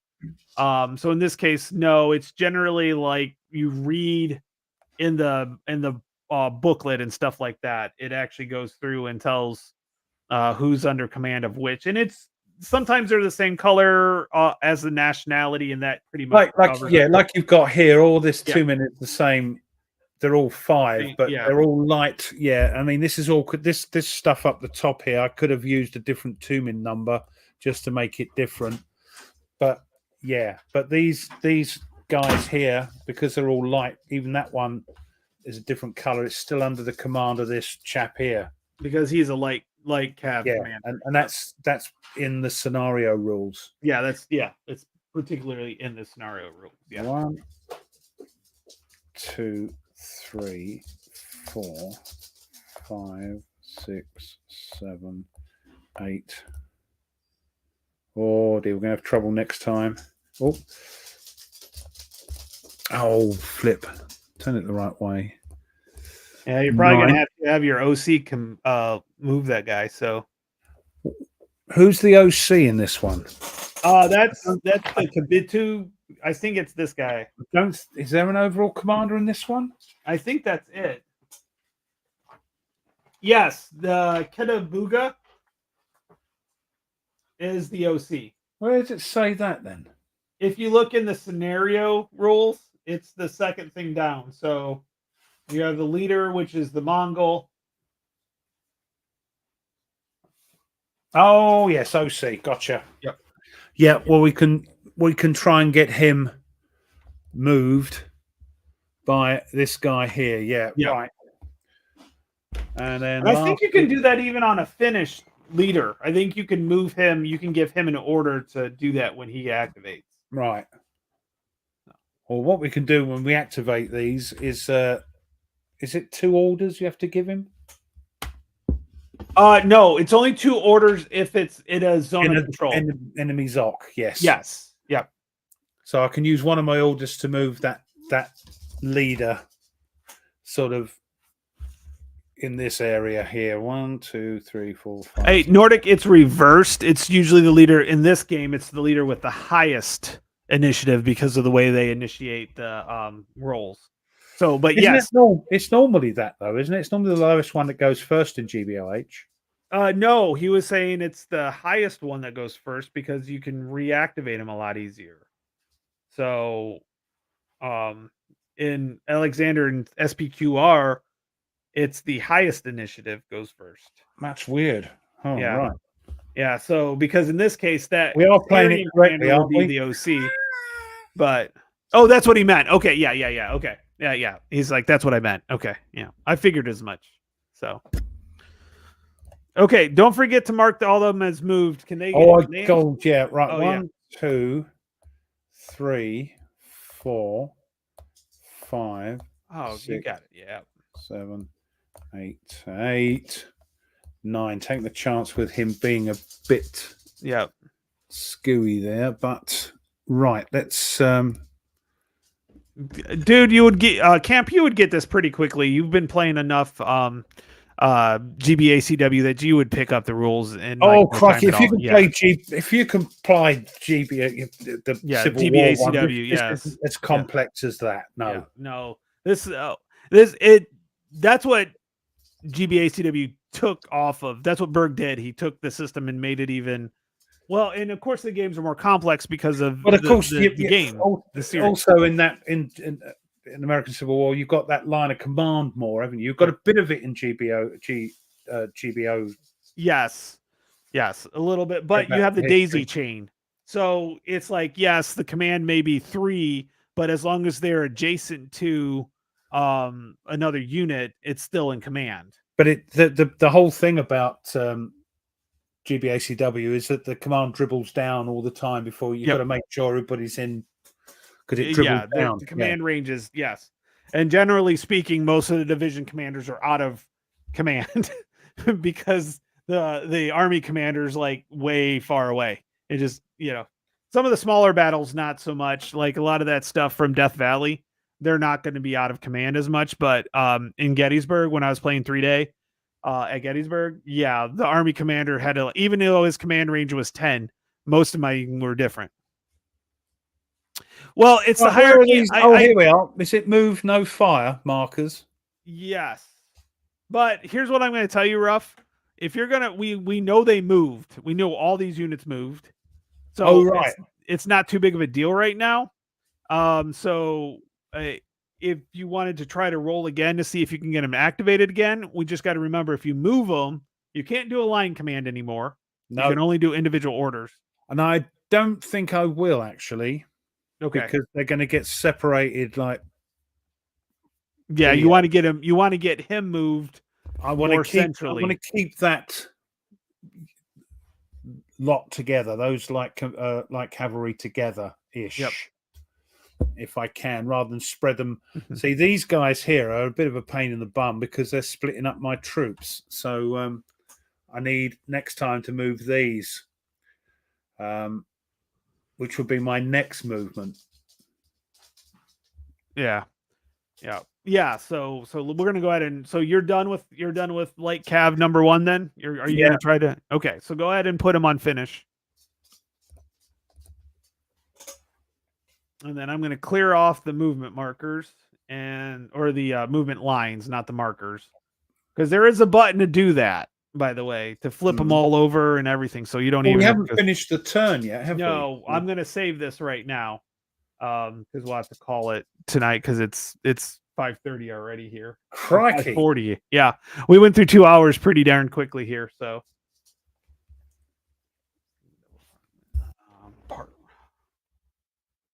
Let's see here. AYN. Jalut.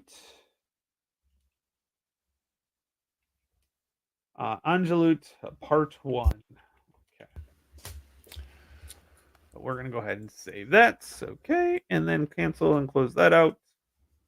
Close game, save log file. There we go. And there we go. And we'll close that out. And then I'm going to go through the rules again just to make sure. I think we did everything pretty close to what it was supposed to be. I'm quite surprised how much I did remember. Yeah. Yeah, it's interesting in that. Let me go ahead and remove that. So get our fun faces back up here. So, but it is, I think, quite different from some of the other more ancient ones like SPQR and Alexander. I think it is different, you know. Well, it's interesting that you do the lowest first because that threw me off because I'm pretty sure. And we are playing that right, yeah. It's normally high. Oh yeah, I read it. Yes, you do the lowest. You do the lowest first. Yes, very much so. And it's normally the highest, is it? Yeah, I can't remember, to be honest. Let me see here. I got Alexander right here. So, let's see here. I got my deluxe Alexander right here. So let me. So much game. Oh God. Okay. Okay, so I've got the rules, and they're all nice in color and everything. I know. This is an early one, but I'm quite enjoying it. Yeah, actually, I am. You know what? There's the only other person I think that's got something on YouTube is Kev. Oh, for this one for Devil's Horsemen? Yeah, done a little AAR thing. Oh no. So Alexander is the player with the lowest initiative. Yeah, I thought it was first. Let me check SPQR. Because I think the lowest ones go first. You get them out of the way. Yeah, you've got to make some decisions with them. Let me just check SPQR. I thought it was the highest, but maybe I'm wrong. Which would it be the first time I was wrong about something? No, it's because I thought it's always the lowest. Because the big boys, you know, are saved till later. Yeah, because you can reactivate them a lot faster. I think you can reactivate them a lot faster. I'm just going to check real quick, but I'm pretty sure you're right. So, I wouldn't have thought they would have changed that rule just for this set. Well, remember that one came first. Of course, all of these now have really good, like player's aid. Yeah, and indexes. And all that. So I don't know what I was thinking, but yeah, it is that the lowest. No, that's fine. No, it's no problem. Yep. Well, God knows I've played so many games and so many systems. It's not. It does. Even with my limited brain power, it's starting to bleed over. You know, as Homer Simpson says, every time I learn something new, it pushes something old out. Yep. Yeah, it's like we got speed dial now, so we don't have to worry about all the phone numbers. Yeah. But it just gets replaced with other random crap that we don't ever really need to do. Yeah. So I think we're not. Yeah, just anyway. Don't. I'll sound more dense than I. Oh yeah, we all sound dense right now. So, but no, I got everything went well with the schoolwork. I got it all done, and I got my grades back. I've got my professor loves it. Can't wait to see this project turn out. And actually, I was talking to Nate, and we might do a quick stream sometime in the evening during the week about how our projects are, what we're doing, like what exactly we're researching, and kind of where we are at with it. So it'll keep me on task, help me keep me on. I'm not waiting till December to write my entire thesis. That's what I used to do, at lastminute.com. Yeah. But I tell you what, some of my best work came out, when you're under pressure. So when you're under pressure, yeah, you got to create that idea that you have pressure a lot of times. Yeah. So. But what I did was completely different, to you. Yeah, neither have I. And I do. I honestly think we'll start catching up pretty quickly. It seemed like once we figured out a few things. We took a long time with Shock, and I did that on purpose. No, it's go but slow, also so people haven't played it. Like, I don't think Camp's played it. You can see how that works. and people that watch it, once we start playing this, it's a system I'd like to play more of. Badly, and honestly, tactics wise. there's tweaks, but it's not a huge rule difference between. No, it's like it's like anything. They have the it's the the module Chrome that makes rules it are different. slightly different for whatever you're doing. Yeah. Yeah, exactly. You got to make sure you do it right. That's why I took it slow, because that's the hard part. The shock is actually the most it's the most procedural, and you have to do it in the order that they have it. So it's interesting that you do the leader check first and you have to do do the shock. every part for everyone that's in shock, rather than doing the complete thing for one unit. Yep. Because that will upset the whole thing. Yep. Yep.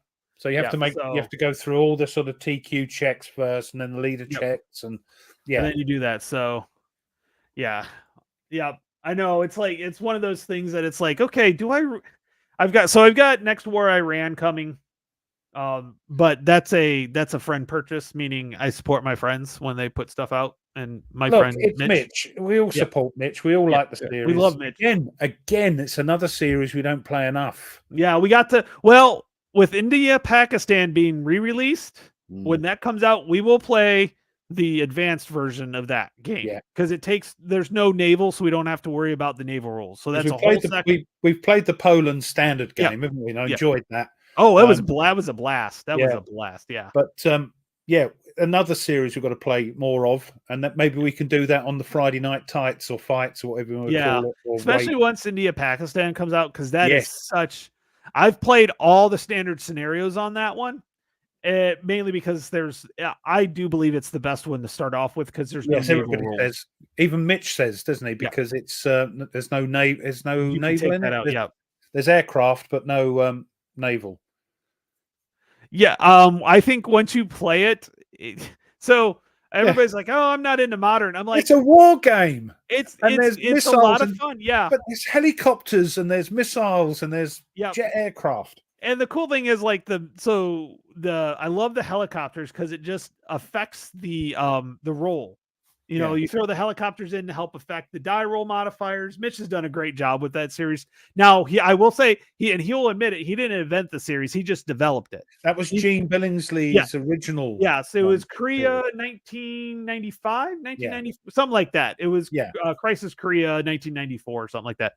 And then he was telling me, as Mitch does, he said this before, he's like, I just kept bugging Gene about, hey, could we do this? Hey, you should do this, until Gene finally said, you do it. Yeah, that's right. He said, Gene, when are you going to do this? When are you going to update this? And Gene turned around and said, you do it. Yeah, so, and hence, 6 games into the series now. I mean, what's the one that's being reprinted as well? We've got they're redoing Taiwan. It's going to be the second edition Taiwan. Yeah, I haven't got that one. I've got Korea, Vietnam, and Poland. And then so all I need is Taiwan and India, Pakistan. I've got the lot. Oh, and Iran, of course, coming out. Stop bringing them out, Mitch. Yeah. Well, I will say, I think the Iran one, everything's on one map. It's by the way, it's on its way right now. I've paid for it. It's terrible. I got my shipping notification. I'll have it on the 27th. I think I've also got the mounted map for Normandy turning up, the 3-inch. Oh yeah, I bought that with the 50% off sale.